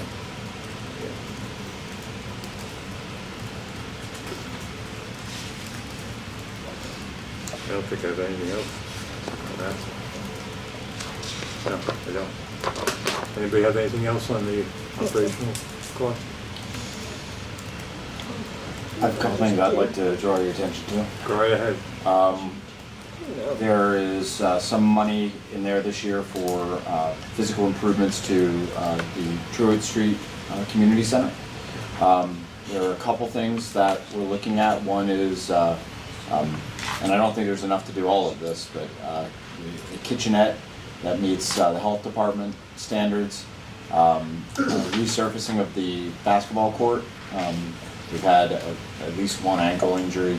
And the original plan was to put the rubberized basketball court surface like they have at the Salvation Army in, it's just painted concrete right now though. And then they've done, our tenant, one of our tenants, Chesapeake Health, paid for all the electrical drops. They put in receptacles all the way around, repaired the fan, and they're working right now over it on the scoreboard, right? Yeah, they're working on hanging the scoreboard from the other center that Michael brought with him. Okay. So, I mean, there's numerous improvements that need to be made. That's not really including like air conditioning. Right. Yeah, it Which is. could be a bulk, He's off. which could be a big ticket item later on. Yeah. Um, Yeah, at some point, I think we'll want to talk about air conditioning. But the other news is, we did get notice that we were awarded a bond bill from the state to buy the building. I don't have the exact figure, so we're hoping that it's the right amount. If it's not, we can have a discussion about what we want to do, whether we want to reject the bond bill and try again next year, or if it's enough. If it's enough, we'll just obviously take it and buy it. But that would also affect operating because we would be able to cut all the rent, which is like $25,000 a year. What's the, how Assessed much? value of that building. 100 so, of the building Yeah. assessed, like 185,000, something like that. And I think they offered it for like 180, and then they did all the HVAC improvements when everything failed a few weeks ago, or a month ago. And I think that went up a little bit, but 200 is what we asked for from the state. So we asked for, You think we got 200? I don't know. The notice just said you were awarded the bond bill. It was unanimously supported in the Senate and the House. I'd grab it, I wouldn't. Well, let's just find out how much it is. Yeah, I mean, if it's within, Yeah, if it's $100,000, that would mean we'd have to come up with 100, so I'm not sure we want to do that. Yeah. Come up with whatever the I'm difference assuming is. we're gonna get through it. Well, let's hope. And I think if we rejected it, I think we could get it next year. Okay. You know, it was just, we didn't have a Senate sponsor. It was just Delegate Anderson put it in. So he put it in, didn't cross-file it, so we'd have to, and that's not his fault. We just No. didn't work with, Addie. We didn't know that we had this option until the very end of the session, so. But anyway, we got some money. But my point here is, if we're gonna spend money on improvements, I think we wanna own it. Yeah. Obviously, we wanna own it at some point. The other thing you'll see in there is some money toward programming in both community centers. We have 3 partners that would like to partner with us. Each would like the opportunity at some point to come talk to you about their vision. SBY Art Space, the library, Wacomico Public Library, and Maryland Food Bank. We met with Maryland Food Bank yesterday. The money that we had in here was to pay for a full meal for every child that came to both centers 365 days a year. So the after school, the weekend programming, one Saturday, one Sunday meal, and then summer programming. Yesterday in our meeting, and this is, remember that the Maryland Food Bank wants to come to you and ask for a donation. And they're going to. And they're going to, I know they are. You're gonna get a letter if you haven't already. Yeah. I personally believe the city of Salisbury needs to get out of the grant-making business. We've gotten out of it almost entirely. There's just a few organizations that still ask for us to make grants to them. Frankly, I don't think that's a way we should be spending resources. But I do think paying for a service is a different story entirely. Yesterday we found out that they will fund, they have a program, it's a federal program, they will fund 100% of the meals. We don't have to spend a dime. Hot meals. The feds are gonna fund 100. Hot meals. Yes. 1.2 pounds of food, a meal, dinner, made by the Maryland Food Bank. They offer this already in 18 schools in Wacomico County. This would just be 2 additional sites. Fantastic. The only thing we need to do for approval is have approved fire inspection. It's already done in Truett and Newton. We can't open it without that, so I mean, Right. it's an easy standard. Now, in both cases, it's better and easier if we have both refrigeration, sink, and warming site. Newton Street, that's already funded, already happening. Truett Street, we have more than enough money to do that in this, in the amount in the budget here. But I would suggest that move up as a priority, the kitchenette move up as a priority, rather than say the basketball court be number 1 priority, the kitchenette.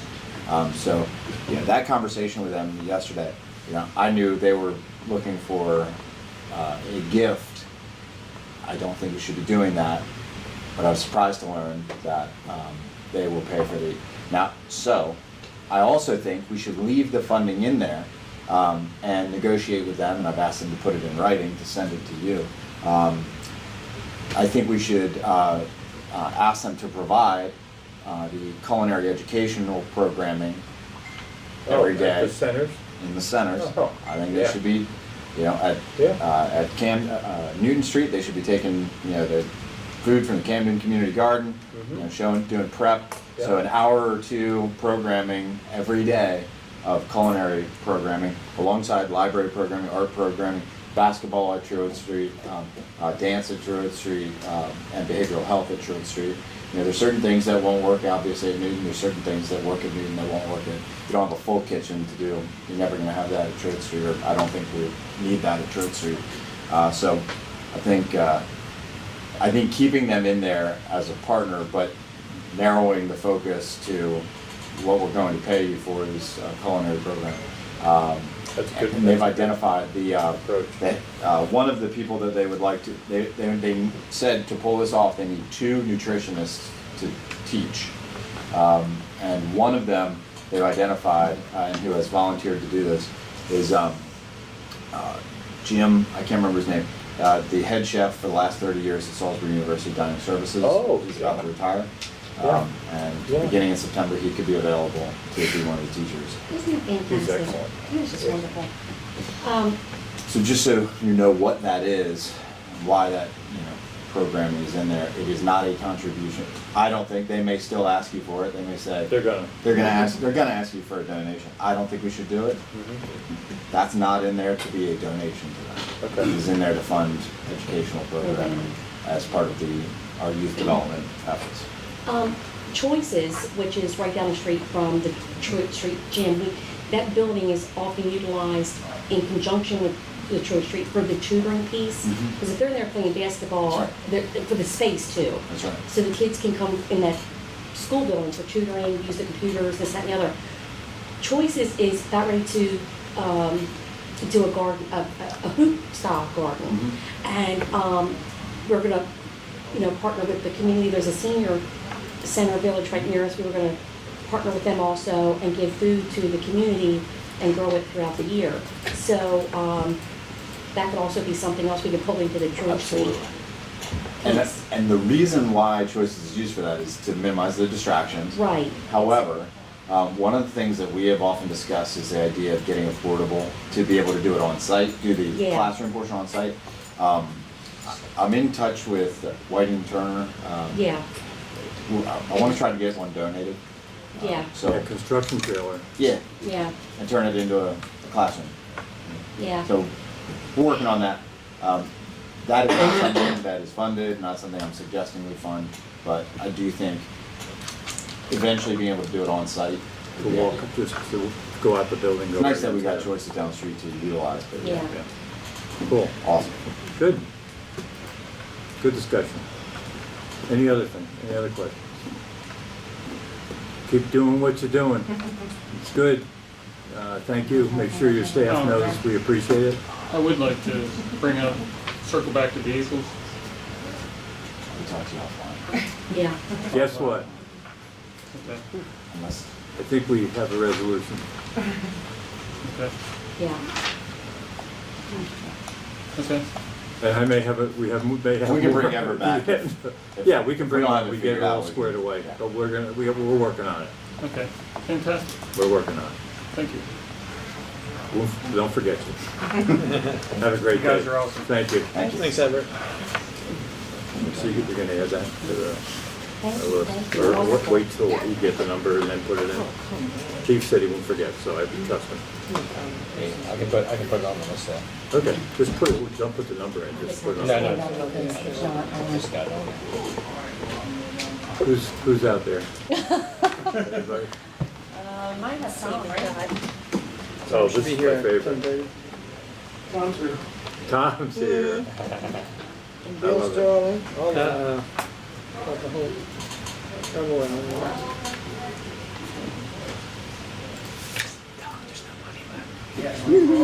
So where we at now?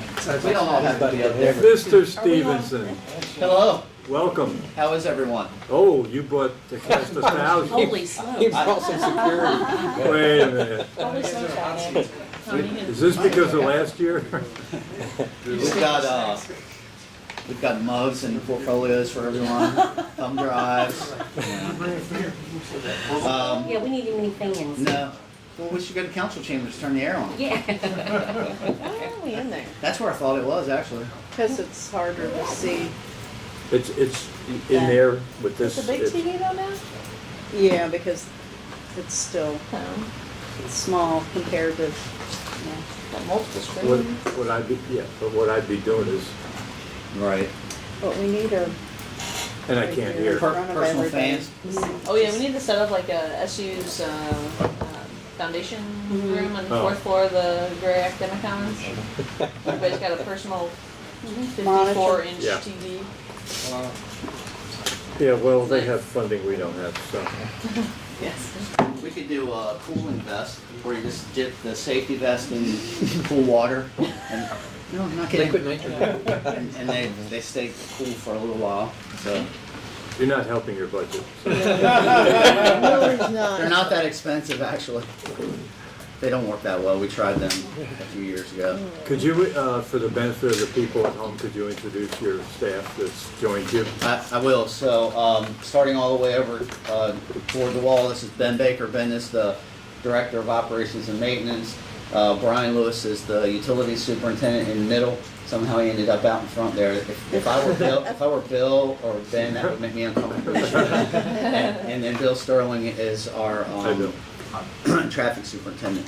So Ben and Bill are sort of the top two lieutenants, if you will, within the field operations department. So they're my right and left hand. Lucky enough to have both. Just to go over the what we've done with the other departments is we start off with a personnel discussion relative to any changes, switches, etc. Then essential items. And goals and objectives, and CIP. And then we get into the actual numbers. Is that all right? Yes, sir. Okay, go. Well, with regard to personnel, as you know it, having gone through the budget, we asked for a number of additional personnel, but the mayor and executive team were not able to include them in this year's budget. But the way the group is laid out, we've got myself as the director, then we've got operations and maintenance superintendent is Ben Baker, traffic superintendent is Bill, sanitation superintendent, safety manager, utility superintendent, zoo director, and office manager. So that's the upper echelon of field operations with regard to how we're laid out. And then you can see the folks that are direct reports to those teams, and then we can break it down further. There's quite a few slides to go through here. We actually, field operations, represent 13 different orgs. So here, this is operations and maintenance. This is Ben's current team, parks, fleet manager, carpenter supervisor, materials manager, dock master, and the curator at Poplar Hill Mansion. And then I failed to mention it's the park supervisor. Those are Ben's direct reports currently. The traffic superintendent, which is Bill, has the traffic team, with the traffic manager, the streets and highway team, with a street supervisor, and we also handle parking, so we have a parking supervisor. Breaking it down further, this is the parks team. Park supervisor, we have a horticulturist on staff that sort of doubles as an assistant supervisor. Then you've got one motor equipment operator 2. At some point we may move that if the mayor is comfortable with it at a later date, not within this budget cycle, to just an additional park maintenance worker. And then you've got a number of 1, 2, 3, 4, 5 park maintenance workers. If we can implement our career ladder system, the idea there would be for perhaps that motor equipment operator 2 would become a park maintenance worker 2. The way we've set that up is for a park maintenance worker to have the opportunity over the course of their career, if they were to not move out of that position, to go from a park maintenance worker 1 to a park maintenance worker 5. That requires a pretty extensive checklist, as well as some time in service and grade. So that's across the board for these teams. Street department, we have the supervisor, crew leader, and then 2 MEO3s, 1, 2, 3, 4 MEO2s, 1, 2, 3, 4, 5 MEO2s, and an MEO1. That's 10 folks there. Important to note, if I could take just a second, the parks team that you just saw, which is 8 people, and the streets team that you're looking at now represents 10 people. And with the 100 plus people that make up field operations, these 18 people are pretty much the boots on the ground. Traffic department, they're out doing what they do, but they're dedicated to that work. That's all they can work on. So in essence, even though we have streets to repair and parks to maintain, these 18 folks are our labor pool. They're really the only people we can pull from when we have events and that sort of thing. So important to mention in terms of need. A sanitation superintendent and a supervisor, and then you've got a number of motor equipment operators within that team. That should be 10 people. And then continuing on with sanitation, you've got recycling. This is that's redundant there, same superintendent, 2 motor equipment operators. Again, same sanitation superintendent with 3 motor equipment operators in street sweeping. With regard to traffic, there's a traffic systems manager, a traffic supervisor, an electrician, and then 2 signs and marking technicians, one being a 2 and the other one a tech 1. We have 2 members on the carpenter staff, a supervisor and a painter. We have a marina manager and a dock master. Those 2 folks are obviously down at the Port of Salisbury. Fleet management, we have a garage supervisor and 4 auto mechanics. 3 of them are at level 2 and 1 is a 3. Parking, you have a supervisor, a parking enforcement officer, and it says parking there, that should actually be a parking maintenance worker. This is our utilities division. They were kind of hard to break out, so you've got the utilities superintendent, Brian's with us today, as I mentioned earlier, an assistant superintendent. Then you have 3 section chiefs, have a meter shop chief, and then the utility locator, and then you can see the further breakdown from there. So if you take the top example, you have a section chief and then utility technicians that make up that small work group. They are a team that go out day in and day out and take care of problems. They have done and continue to do a great job of cross-training. So for example, you can take a utility tech 3 out of the section 1 group and move them over to another group or perhaps into the meter shop. And then conversely, you have folks in the meter shop who are also qualified to do technician work and can move up into those work areas. So Brian and his predecessors have done a great job of making sure that those teams are multidisciplinary.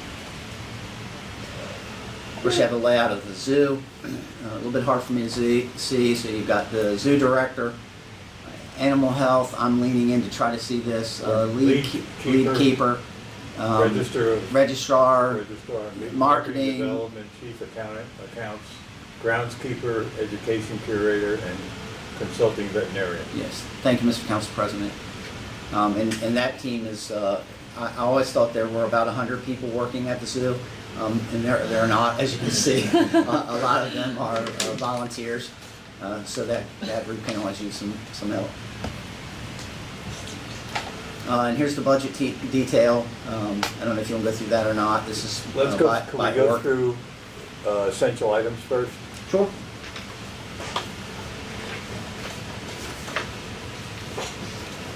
Essential items, mayor level. Yep. Okay.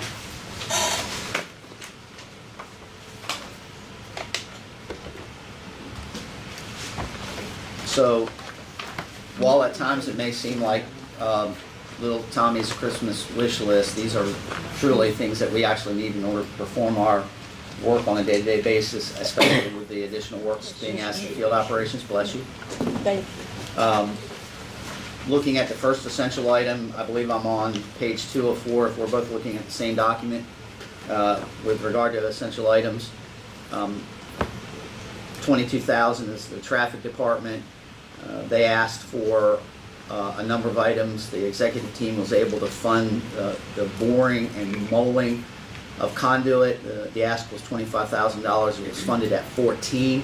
That $14,000, Mr. Council President, I know has been a project that's near and dear to your heart. That should allow us to, yes, absolutely, get Cypress Street taken care of. So we had some other items there that we weren't able to fund. If you get down into 30,000, a little further down, resource management, we had several changes there. The executive team was able to fund an increase in the safety budget. 3525 was requested, 1500 was approved. There were some requests at the zoo, increase in medical, vet services, and security. All of those requests were funded. On the next page, you've got some other requests. AZA accreditation, 5-year maintenance assessment. They asked for a John Deere Gator and a passenger van. The maintenance assessment was funded. Looking into 45,000, which is the Parks Department, we had a number of requests there. We were able to increase the janitorial services. That's visits that we make to not only some of our facility on Lake and Isabella, but some of the public facilities such as Ben's Red Swings. We have to go, we have to maintenance Ben's Red Swings twice per day in the summer because they just have so much volume. Yeah. So we go to some of those places a couple times a day. And then there was a request for, oh, cool draft, thank you. Yeah, it's been, we thank you, apologize Lord. for the, Because I was going through it time. over Y'all, So was Angela. well, all I can tell you is that usually the barometers, whether or not I'm dying, I'm actually okay, so. Okay, I promise I'll do that. Tom, you would have gotten everything you asked for, but you broke the fan, so it's not gonna happen. So in the pest control line, the request of increase was 19, the executive team was able to fund that at 10. Getting into parking, the mini sweeper, it's not shown here, but it was funded later, so I'm not sure why it doesn't appear here. Most of the water and sewer accounts where you see cell phones, safety glasses, increase for medical needs, that sort of thing. A lot of that is just truing up the budget, pulling items that were once in Ms. Cameron's budget, waterworks, pulling them over into field ops where they should be. And we were fortunate enough to have a couple of pieces of vehicles and or equipment funded in that request. Those essential item requests, and I believe that does it for me in terms of essential items. You said, Mr. Council President, we would talk about staffing later. Did I hear you say that? No, Okay. we were gonna do that first. Kevin. Okay. Well, I did have a couple of essential items with regard to staffing that. Okay. Why don't you hit them now? address. So just so that I don't want there to be a misunderstanding about the sweeper. Yes. There was a sweeper that was, street sweeper, that was in CIP at 60,000 in CIP. Okay. A mini sweeper. But then For the parking? mini sweeper was in Parking. essential, it's the essential items. Yes. So the mini sweeper had no as far as the essential item, Okay. but the 60,000 for a street sweeper is in. So are we talking about two different things? It's the same thing. That's We what- asked for one mini sweeper. All right, so it really elsewhere. wasn't an essential item, we didn't need it because it was already in CIP and it was already in the budget.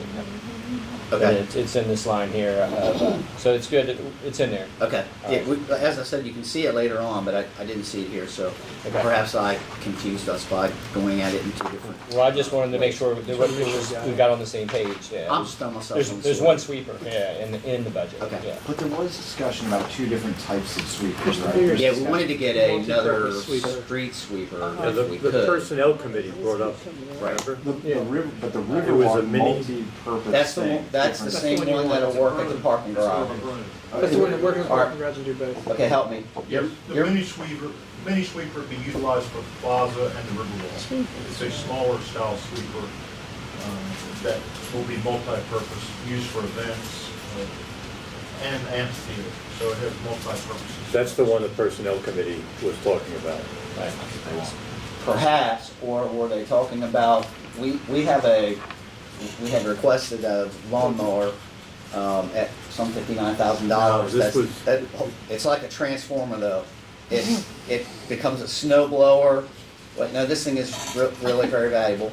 And it can also be attached with a sweeper, so maybe that's what they were talking about. But we can operate this mini sweeper that we've asked for the parking garage and for the plaza down on the Riverwalk. The only concern there is that a little precarious as you get close to the edge, but a good operator and somebody spotting will make sure that we don't see if that thing can float. I'm assuming they probably won't. We'll be able to use it also on the town square? Yes. In the past, the one that we have now was just, we can't keep it running. They frequently swept downtown with it. Okay. So the mini one is, it can also be multiple things, not Nope. just. No, this is just a mini sweeper. The Also look at the. multi-unit machine. Yeah, Keith's got a photo of it up right here. And this is really just a, it looks like a It Zamboni. did. Mhm. This thing's That acting looks like a weird. Zamboni. Either. Looks like an Yeah. Excel spreadsheet. There it is. Oh, my. Yeah. So it's just a small Yeah, version of a that's- street sweeper. Yeah. Is that what they were after? Yeah. Okay. All right. Right. Okay. So is this the mini sweeper, or is this the bill you were talking about for the plaza, or? This is the mini sweeper that will be utilized at parking garage, plaza, Okay. Riverwalk, and Enfield. So this is the one and only request, and there was never two different items that were being requested. Okay, I just wanted to make sure. I think we're on the Same page, yeah. I think. Yeah, this is what we asked for. And this is what's and it's in budgeted. there. Yeah, it's in there. Tom, I have one question on the personnel thing.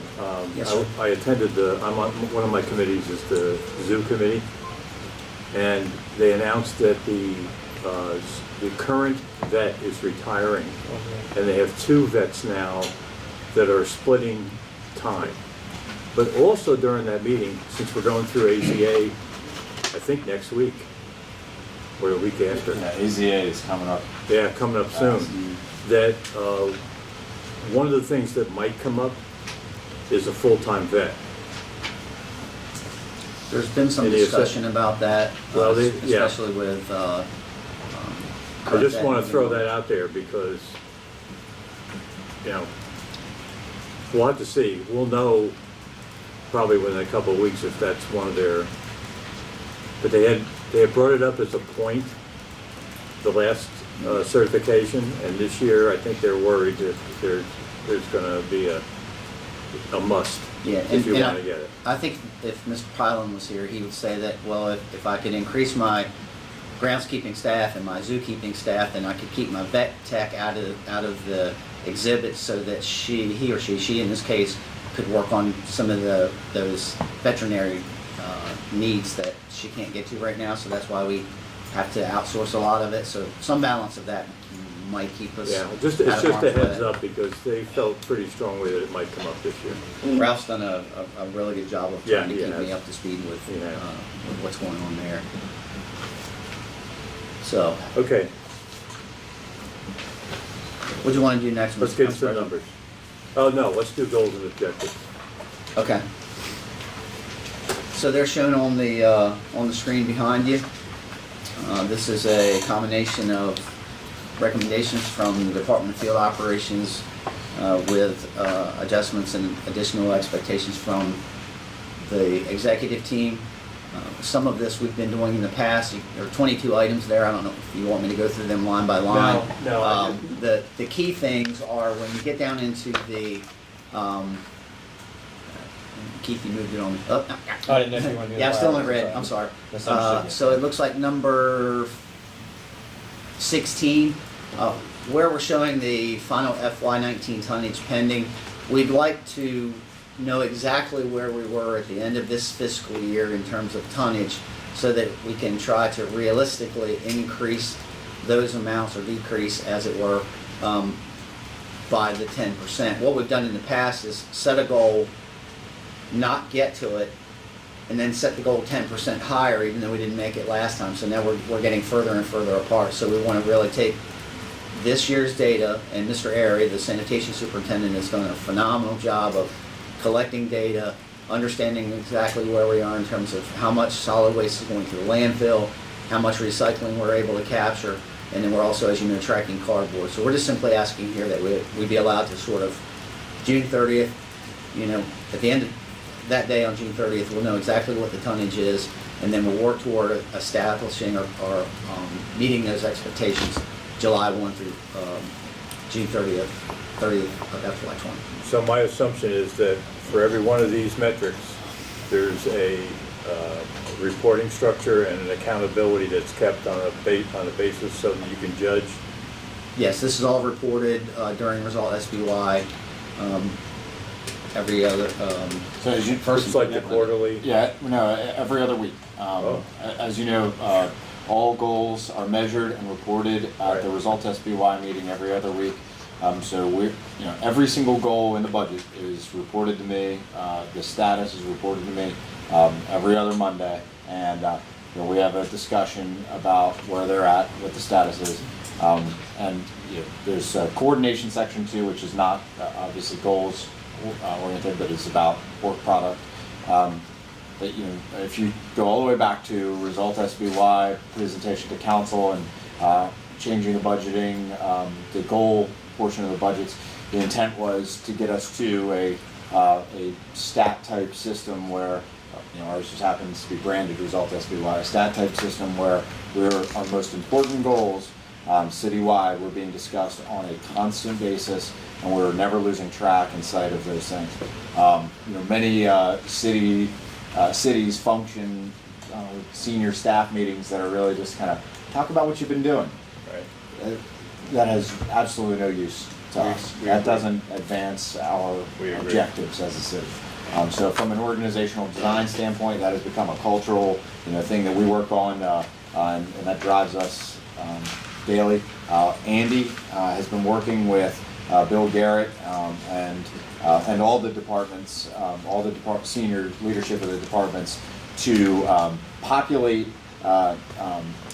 new spreadsheets that are tracking the data, drawing into an online system that makes the pretty charts for us. We've been, apologies, have been using the Army way, which is we build PowerPoint slides. And that's been the way we've been doing it, but we're switching to a online-based software. My question would be, if I was the CEO, I'd go, you got 28, how long does it take you to get that data every 2 weeks, and is it worth the return on investment? If you answer the question, if it's automated, there's no problem. There's a human input. There's an input required on Yeah, but every it's data just point. an input, and it's all the input. calculations are done behind the That's scenes. right, and we're trying to make it even easier with this software system. Perfect. Also worth noting, it's all publicly available information. So Yeah. but we want the software to be public facing too, so that anybody can look at, where are they on this? Oh, they say that's a goal. Well, where are they on it? How are they performing? That's good. We want all that oriented publicly on the website.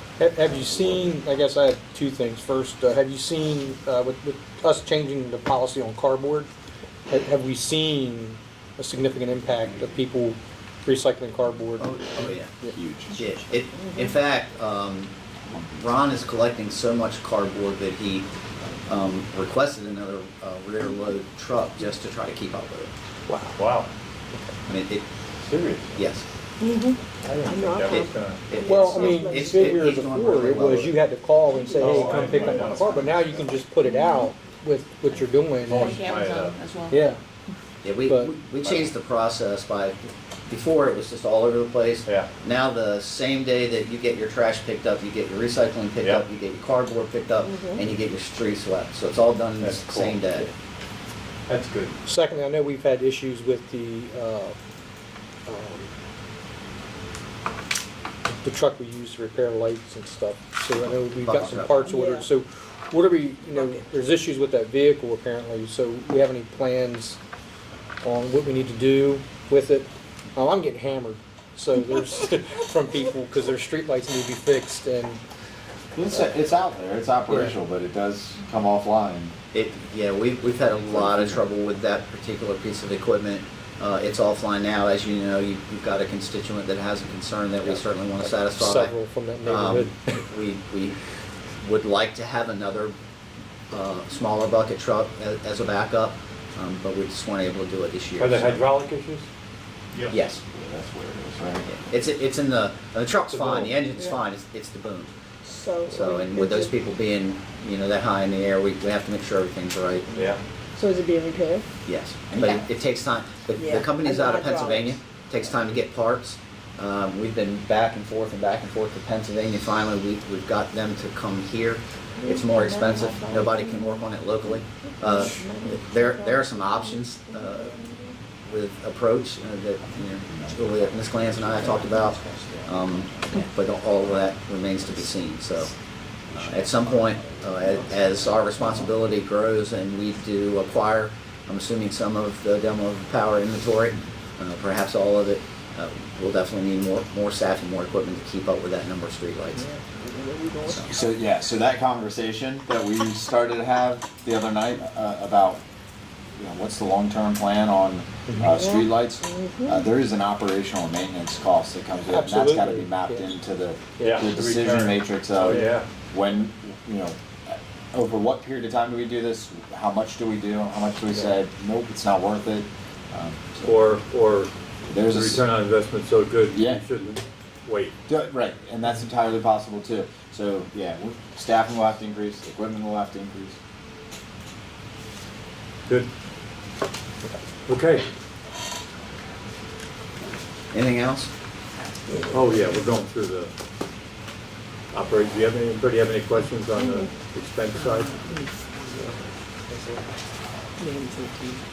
Everybody cool? I didn't have any on my list, other than the ones we talked about. Can I ask one other question? Yes, sir. You alluded to the fact that you have that in the past what you did was you said, I'm going to improve by 10%, and then if you didn't achieve it, you increase that 10% by 10%. Yes. What happens when you don't hit your target? Well, What's the- those are the results at the end of the year, and then what we try to do is figure out why we didn't get there. Maybe we didn't satisfy the metric for street light repair within a timely fashion because of the number of days that the bucket truck was down. Other examples, perhaps maybe we didn't get to the park maintenance rhythm the way it was laid out. Perhaps that's because we're either undermanned or we're supporting and doing other things that we haven't done in the past. Again, those 18 people that I talked about earlier, 10 streets and 8 parks, that's it. Yeah. That's it. Everybody else, you can't take a sanitation guy off the road to work an event. You can't take a sanitation guy off the road to help with park maintenance. So it's 18 people. So sometimes we fail. If we were hitting 100% every time, then Your we're probably goals not are setting too our low. goals high enough. Yep. So we know we're going to fall short from time to time, and we try to take the corrective measures to make improvements. So we talked about this a couple of years ago. It's the system that works. Yeah, if one of the pieces of the system, like you just described, you have something that you're doing. If you didn't have that, then the system, the metrics don't mean anything because you're not using the data that you have in order to resolve the issues that still remain. So not only that, different management teams use the setting of goals and the accountability associated with metrics differently. Some and looking just in the world of municipal government, we look at like New York and even CityStat in Baltimore when O'Malley was mayor. It was frequently used as a mechanism to terminate people, and that was the objective. Frequently, it was a very the meetings strategy. were filled with yelling, and it was not used to really improve the organization. Right. Now, other cities have done it better, but I think the way we utilize it is every single data point, every single metric has to be analyzed, and where we land toward our goal has to be assessed independently, right? Yep. And so if there's a reason why, but it enables the discussion. Right? It enables the deeper analysis of okay, what happened there? What's going on that we're not hitting as many code violations as we said we were going to. What's happening if we're not cutting robberies at the percentage that we wanted to? What happens if we're not fixing as many streetlights in the pace we said we were going to? It enables us to actually have the discussion and the analysis rather than losing track of these things and the way I think we once did. Well, it also can be used to justify essential items for the following year. Absolutely. Yeah. At Have some all the point, you're already priorities and gonna make goals you some- want, but if you don't resource them. That's exactly right. As Tom said earlier, it could be either the bucket truck or Yes. people doing other things. Have we ever worked with, it may be a question far-fetched, but with work release? with like the parks and things of that sort, you know, helping? We have in the past and use inmate labor today. It does come with a certain set of challenges that we've Yes, I done can a understand. much better job of overcoming over the course of the last year or so. But the inmate labor, coupled with the youth summer work folks, it does help to offset some of the expectation.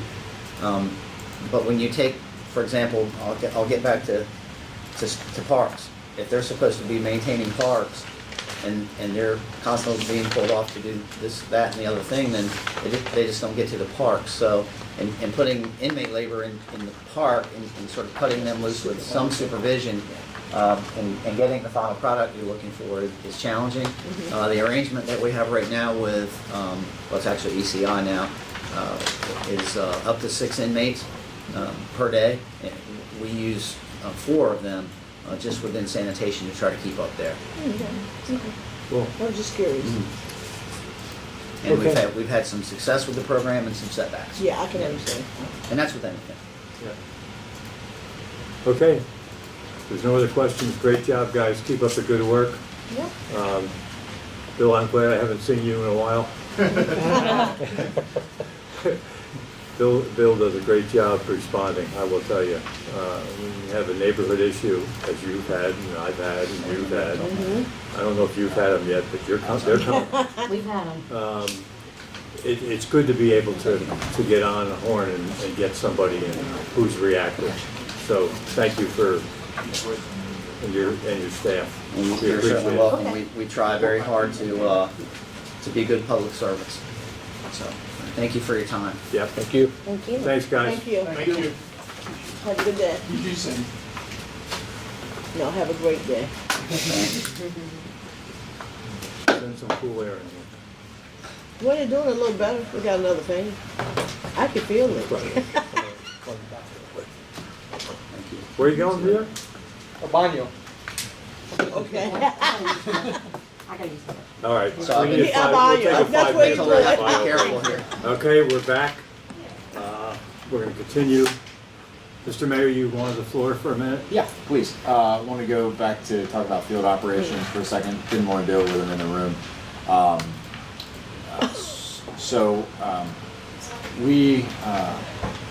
We were presented with a plan to restructure the reporting structure for field operations this year. We supported the plan. We believed it was made sense. It would create 2 deputy director positions, which is essentially how it's been functioning. But there are 4 other, if you include the office manager, direct reports to Tom. So he's got 6 direct reports right now. But the other 4 can more neatly fall underneath of the two deputies, Bill Sterling and Ben Baker. What we didn't do is we did not fund one of those deputies' salary increase for the responsibility increase at the requested amount. Pretty far off, actually. So I think there's like a $5,000 difference, and we can get you all the information. Jeannie evaluated both of them and said this is the level they need to be at for what you're asking them to do. And we ignored it, not intentionally, just through the process of snipping at in the final seconds. So I would like to recommend that council, if you'd be willing to re-engage on that issue, discuss it. Yeah, we'll put it on the list. One of their That's fine. raises is in there. One is there's a slight increase, but not what was Not where we need to evaluated be. by Jeannie, and to the point where it wouldn't be fair to ask them to take on those additional supervisory responsibilities. Without if we- giving them increase. So we would need to just punt probably on the whole plan if we. Okay. One way or the other. Yeah, one path or the other. You It's got got a it? 5,000. I did it. No, this is the 2 titles. One was the traffic supervisor or Deputy director. deputy director. So there's 2 deputy directors, Yeah. We can different get- steps. do a whole- I've got it in my central Yeah, items. I can. we can do a whole, review of the entire plan. I just wanted to make sure it got on your list of It's council, on the list. your council review list. Good. Okay. Sorry, eating your time. I wanted to show you that. That's what you asked for there, Jack. There's a see we've got the new format. And so that's what- Sorry, I just asked them what, make a couple changes. I think this is probably the last change we'll have to make to really, it's much easier, this format is a lot easier to read, I think. Keith, could you email that? Sure. Okay. Yeah. We're finished now. We still got meetings. Yeah, but it is much simpler. We And this is use what this I'm used to, internally. so- It's kind of like when you've done something the same way forever. It's like you get kind of brain get frozen. So we should have shared this kind of format with you guys. Because we needed yeah. to see it this way. Yeah. To see the change. This is the way it's done mostly in the private sector. It's got the percentages, because I go down and I calculate the percentages. You could have done it before. That's why I asked. All right. Hi, Laura. Hi, How are you? good, how are you? Good. The procedure we've been using has worked really well. Hopefully it'll work for you. Talk about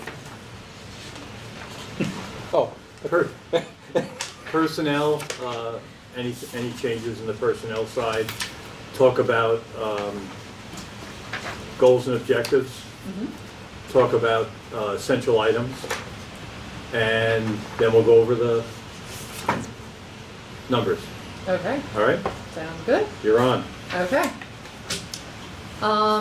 So for fiscal year 20, no changes in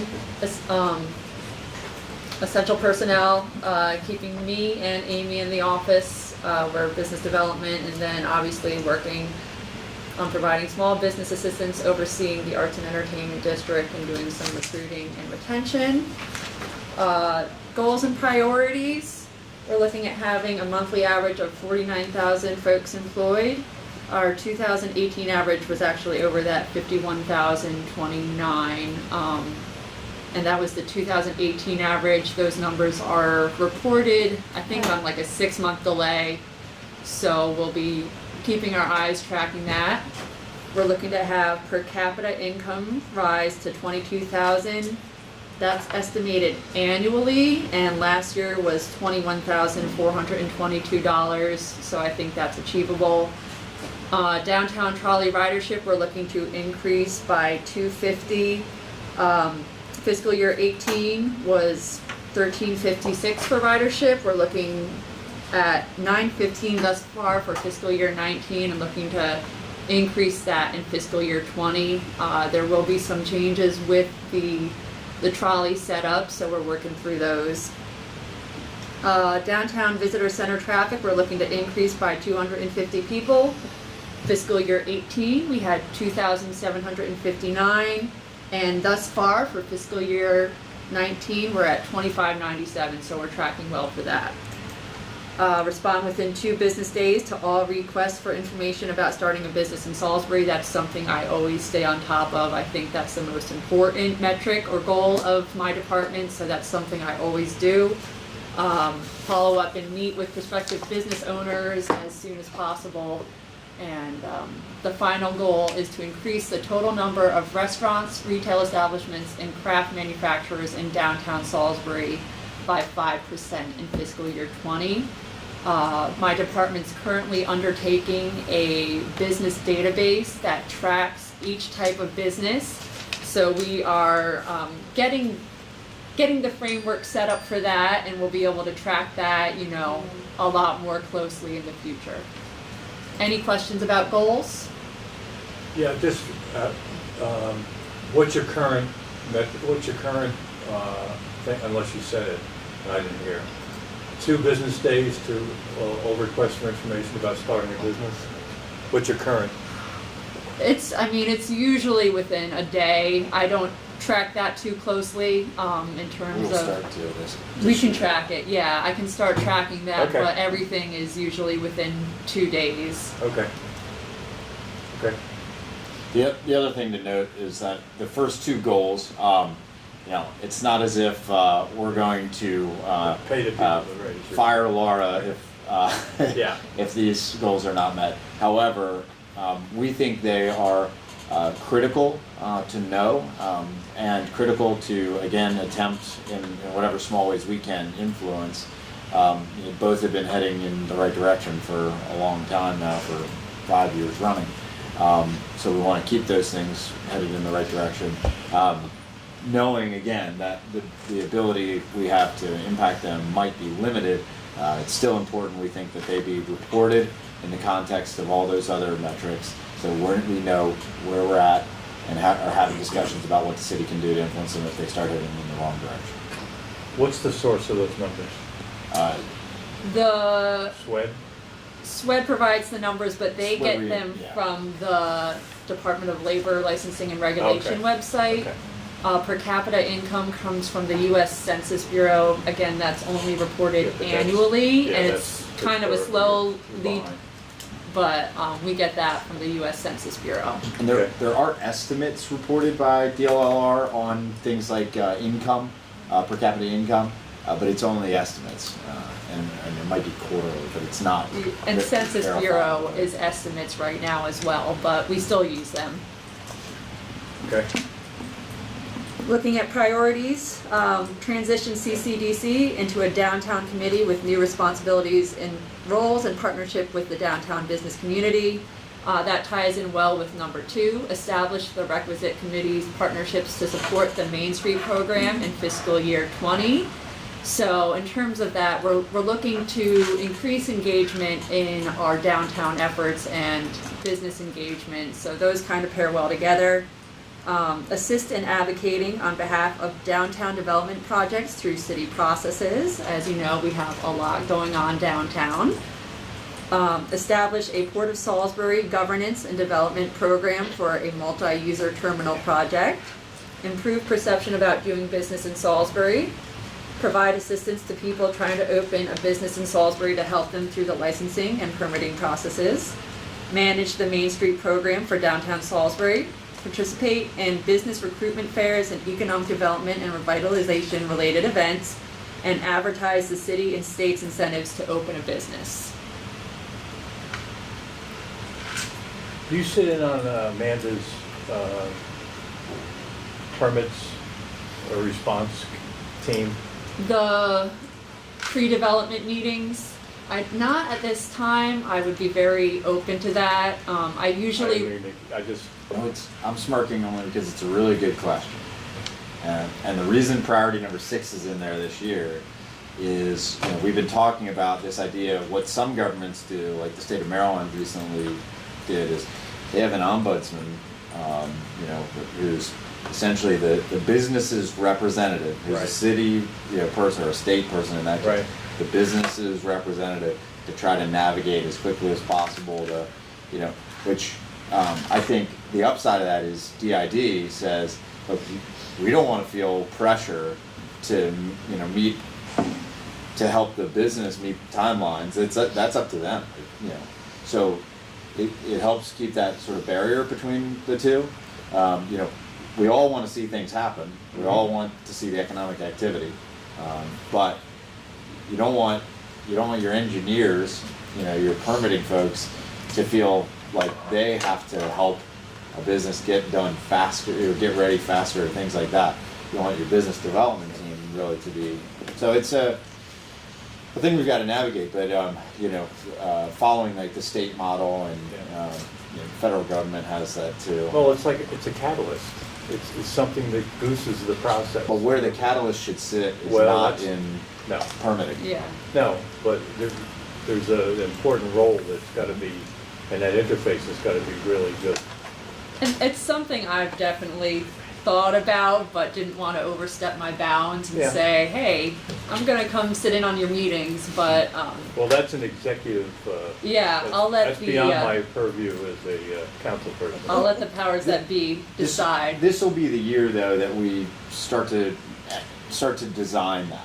You know, I don't think you know, we'll know the answer tomorrow, but it's a priority because, you know, it's something we got to figure out. Yeah. Okay.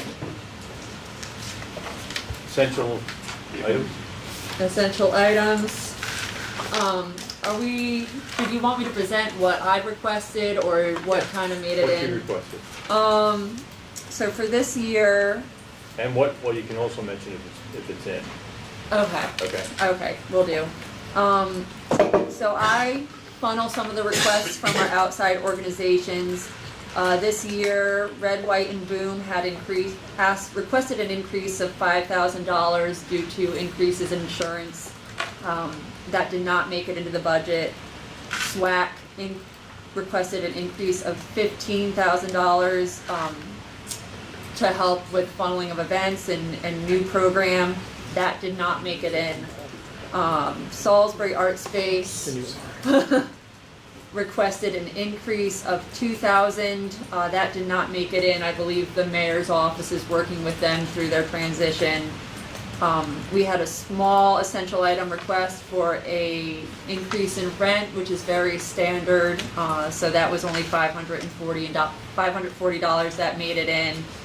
And then another idea for a program I had was a downtown capital improvement program. Since the city didn't apply for facade funding through DHCD this last session, I've gotten a lot of requests for grant funding for small, capital projects, facade work.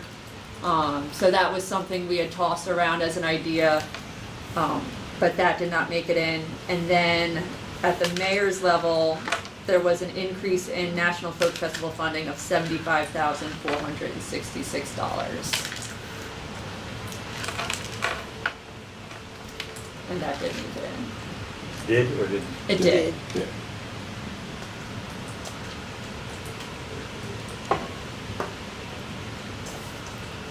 Okay. What page are we on? Yeah, that event will grow this year, double approximately in size. So each of the sponsorship and revenue objectives, whether it's city, county, state, private sector, and on-site revenue will grow as well. Did it make it, Proportional. is it in the state's budget? $100,000, the same $100,000, but it'll be community legacy. It'll be a. That being said, we also have a grant from we have a technical assistance grant. We have the out of market marketing grant. How much is that one? I $150,000. think it's a little more this year. I think it was around 170, and that was a partnership with Wycomico County Tourism to do some out of market marketing to pull folks into the area for the event. Yeah, state total is probably close to 300 when you include the out of market marketing, the community legacy, the technical assistance grant, and there's probably, is there another There's one? MHAA. Is there any MHAA. public safety grant? What's that? Public safety, is there any public safety grant? Not in our current budget. I don't think so. I'm not sure. We're gonna look at that, but again, I know that's an overtime talking point to try to get more money out of you for overtime. The total public safety overtime impact is really, really small. We can give you the exact numbers. Okay. It's not what they. I hate when people It's- do this. Yeah, it's not the. Sorry. Yeah, I knew where you'd go. Yeah, it's not as much of an overtime budget impact there is, but they're still going to want more overtime money. We could talk about that. Okay. So that was the state money. I can't remember what else I was going to say. It's if you count the tourism out of market, it's about close to $400,000 with a small increase. From the state. Yep. Technical, MHA, Community Legacy, Maryland Traditional Arts Council. 19. So the state is our biggest funder. 11,600. Okay. Alexa.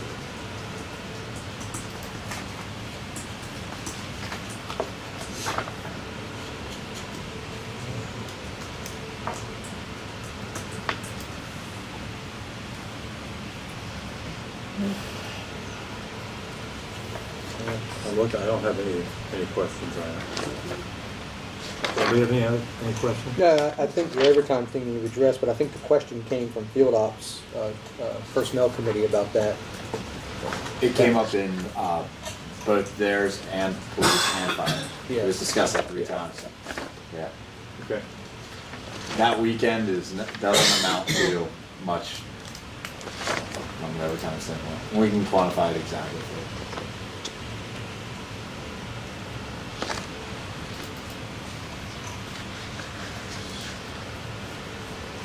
Yeah, I think the Field Ops, though, it wasn't necessarily that weekend, it was more the lead up to everything they were doing like a month in advance. Yeah, and part of that's because we did the, although that wouldn't affect overtime, that was not overtime, that's during work hours. That's affecting the other metrics that Tom was talking about because it pulls from people. Yeah, because we used, well, and not just that, I mean, all sorts of things. Yeah, we used internal resources to do all the electric and water Right. systems. It's a Those are one-time. permanent, they're done. There's a We don't, one-time, yeah. we won't have that. Yeah, the only thing is if like a stage is in a different spot or something, they were saying, maybe. Right now, there's no plans Okay. to move things like that, but if we did, it would be minimal, 1/7 of the. Yeah, gotcha. Okay, we're good. Oh, yeah, we're good. Thanks, Laura. Yeah. Appreciate it. Keep up the good work. Thank you very much. Let me know if you get anything new in over there, so We my will. wife can come in and spend money.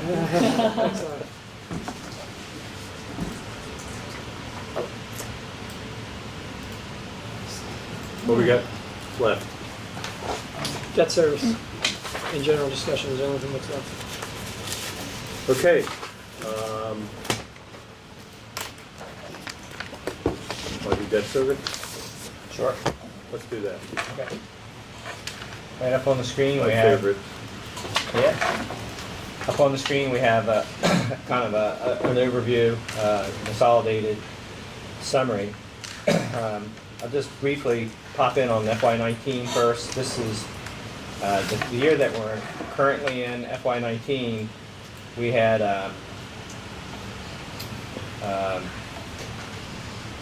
this CIP. We had $8,885,000 projects from bond that we were going to issue. As you remember, we've deferred that during the year due to waiting for Honeywell. So we've not issued those bonds.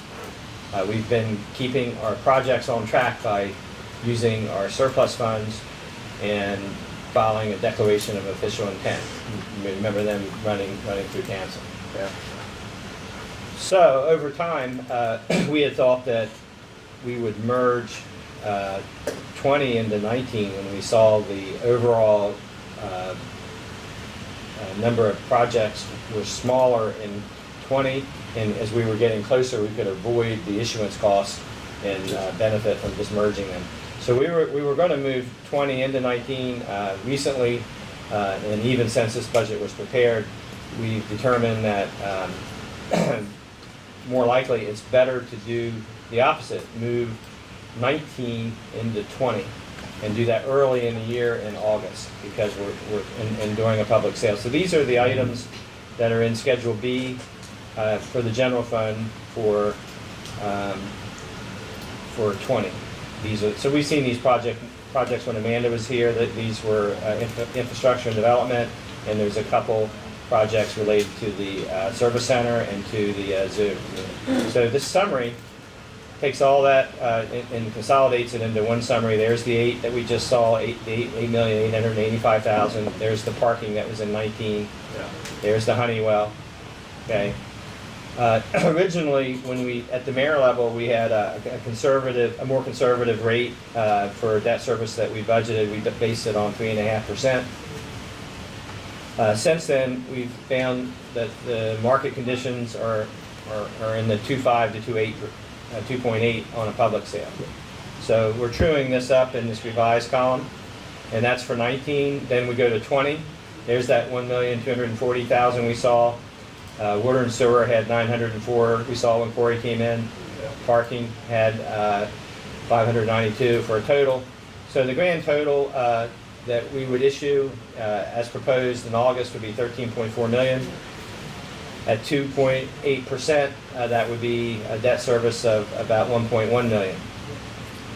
So not budgeted is some expenses for an FA, a financial advisor that would have to handle the services of an issue like this, and bond cancel. So that would run anywhere from 65 to 75,000. However, I'm not proposing that we need to add it to the budget because that debt service. So let me skip to the most important thing that you'll be interested in knowing. That due to the deferment of the FY19 issue, very importantly, it has a savings to FY19 of $700,000 of debt service. So that's great because 700, yeah. So in other words, by using our money that was on the sidelines, and we've been able to save in FY19 the 700, which is helpful because, as we know, we had the SAFER grant that was going to put pressure on FY19 of a couple hundred. We had a healthcare rebate that went the wrong way, so we had to expend that. So we've already expended probably 500 of the 7. So now we got another 200 to take some pressure off of the FY19 budgets. So it's fabulous. So that's some really great news. And it might help us contribute to surplus and get our surplus up to where we would like to see it. So Well, we made progress now. That would be a boost. Yeah, that's a big help. That would be a real boost. Big help. Wow. So that was fantastic to move in that direction. So.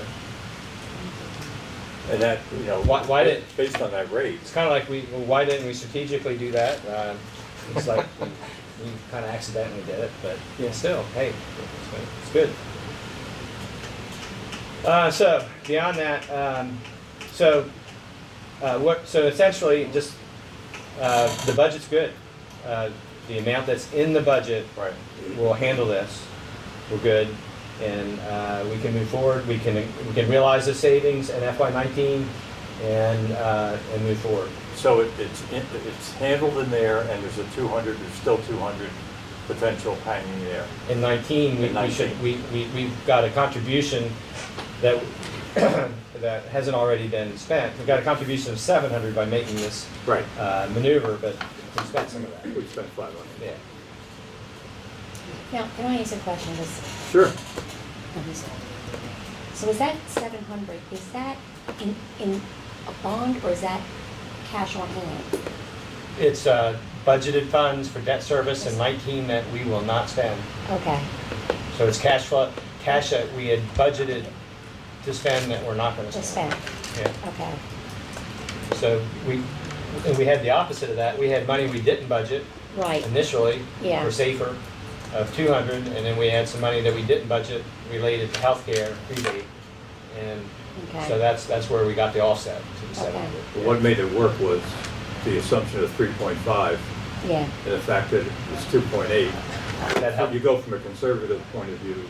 Truing it up as we get closer to market. As you get closer to you get closer to what the market is, that's a great. Helped also. That's why I like being conservative on that side of it, because there's more of a chance of an upside than there is a downside. So, Mr. President, if I may, I mean the bottom line, and thanks to the awesome work Keith always does, the bottom line on this is, chances are, and this is a bit of a prediction, but chances are in FY19, we may once again have a contribution to surplus. Yeah. In FY20, we have the smallest projected use of surplus that we've ever had, and again, when we project a use of surplus, we don't use it. We We end up having savings about the same amount over the last how many years, Keith? Your analysis? 9 years. It's 9 years. Out. We even out. We zero. So chances are, once again, we might do even better in FY20 than in 19. The only difference being, potentially getting police recruits in, which would make that a more accurate figure. But we're hopeful that we did, right? We want to be that lucky. Yeah. if once we true it all up, you can redo that, my favorite graph. Oh, yeah. That's good news. Very nice. That's really good news. Wow, I didn't expect that. That was, It was a late development because before, and to be honest, when in January, we were more concerned that not taking the risk of market conditions staying true. So you want to go bar, so, but because Honeywell wasn't ready, so by not being able to move forward, we rolled the dice and we won because market conditions haven't eroded. Now, even between now and August, we're taking a risk that market conditions could change between now and then. So that's the risk that we're taking by not moving sooner. But to be honest, we couldn't get a $13 million public issue accomplished before August anyway. right. Wonderful. And part of this was possible because Amanda's team only expects to expend 2 of the 6.7 million in Main Street between now and then. If she was going to spend the entire 6.7, then that would have eroded our cash on the sidelines. Right. We wouldn't have maybe felt comfortable with this approach. So a lot of things had to come together to make this possible. Well, I think this shows that the approach that you've been taking in terms of your assumptions work. And I would encourage you to keep doing the same thing, even though you've been criticized before in the past for being very conservative. Well, if it makes you feel better, I don't feel very conservative. I know you just keep thinking that way. You keep thinking that way. I had to say that in response to the comment. So. Yes, it's good. We all get stretched out of our comfort zone from time to time. I mean, we have to. Absolutely. We all have to. You can't be ultra conservative because we have some business to do. Some important things to accomplish. Well, I can remember sitting here 3 years ago, talking about the way things were going and saying, we got to do this, and as a team, and it's happening, and it's nice to see. Nice to see. A lot of people have done a lot of work, which is now paying off. So, anything else? We have that. We're going to come back. We're gonna make some adjustments. We're gonna address the items that are on the list, and then for that final session that we have, that should not take that long. But hopefully we can put everything to bed. I can show you the list right now, and I do want to call out one piece of bad news that goes with. It's on the pending adjustments. In the budget was the $90,000 that Amanda had projected to be received in 20. Good news, bad news, however you want to look at it, is it's bad for 20, it's good for 19. That 90,000 came sooner, not later.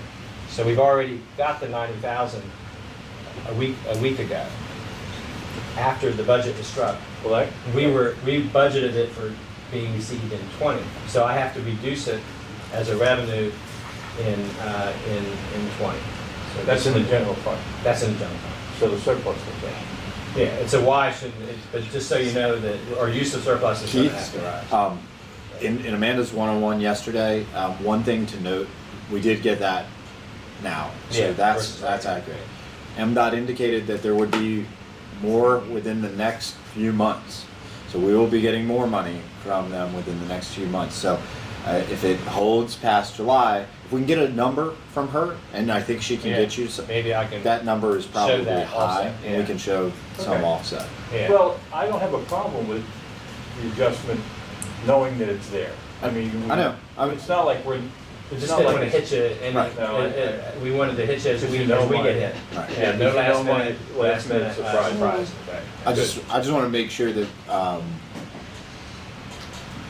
that we're also considering the flip side of it. If MDOT's cutting another check in the next Well, that would only be. after upside. July 1. What's that? That would only be another upside. Yeah, I know. I mean, some things that are, Upsides, I don't care. as you know, the other risk is that the grant for the breathing apparatus doesn't come through. So that's sitting there as a risk. Yeah. Workers' comp is always last minute. We've been putting pressure on getting a final quote. But our preliminary calculations are that there'd be no adjustment up or down. It's that we're right on it. So we don't anticipate having to. Can we go back to the breathing apparatus for a second? Yeah. The risk is not to this budget, but it's to future budgets. Because if we bond it, it's virtually the same amount, so it's a wash. But that's 1 year of debt payment is a wash. But then next year we'll But that's have the new type. Yeah. But if we get the grant, we have a cash percentage that we have to put in. Right. And that's what's in there. Right. The debt service is about the same amount, so it would be a wash in this year's budget, but in future budgets, yeah, we'd have Right. to.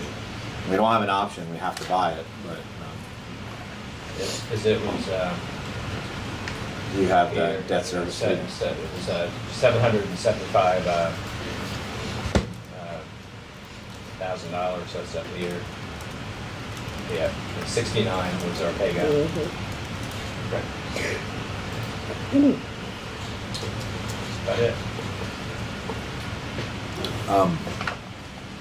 Got a couple other little things if I Yeah. can.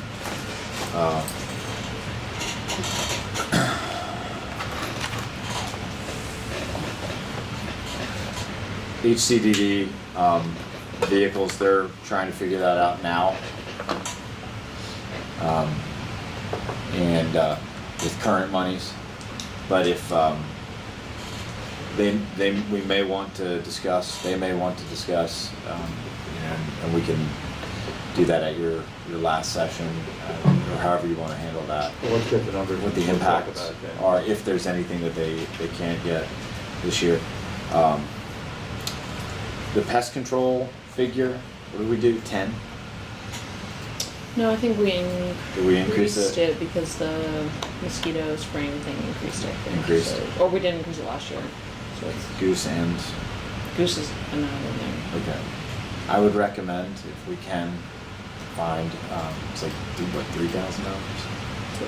$3,000 for our Goose program that we've used this year, to continue that. That's goose management. We have a federal license to manage the goose population, but I'd recommend we. How do you manage it? They. That mini sweeper? Get some cars. Just 2 ways. We add all the eggs, so it's Yeah. like putting an oil over the eggs, and You can then inject. the other is just a spray on the grass that they don't like. Okay. And it's not that there's like a capsaicin-based one, like which is terrible because then if you want people to walk on that grass, Yeah. it burns them. Yeah. And there's this kind that we use, which is just they don't like the taste of Yeah, it, because you know what, I can see as many little. and they stay away.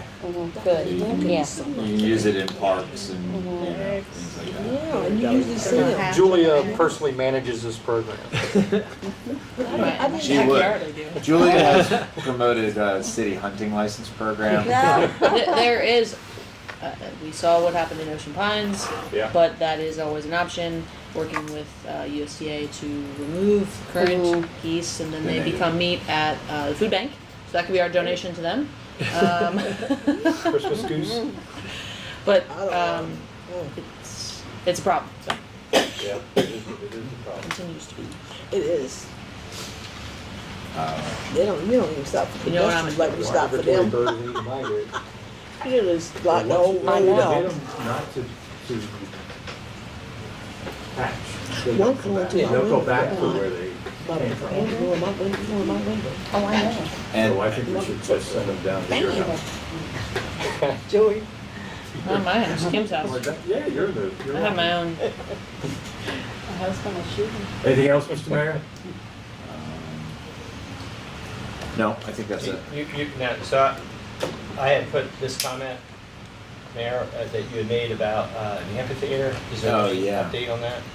Yeah, so we just need to figure out what the right time to start on that work. We cut it in order to move it to next year, the amphitheater work, but they did just engage the design of the actual structure. Is that the roof? It's like three things. It's the the resurface, the asphalt was Yeah. temporary, the surface, the running of electric to the center, this fourth thing, which is part of that resurface work.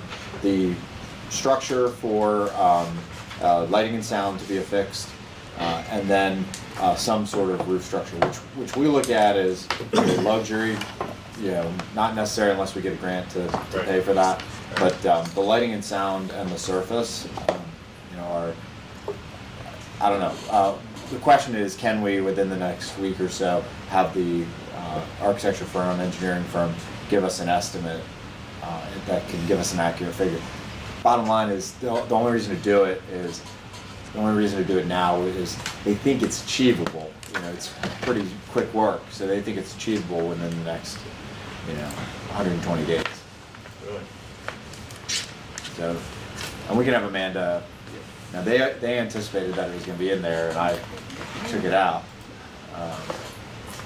But we can have Amanda get us some information on it.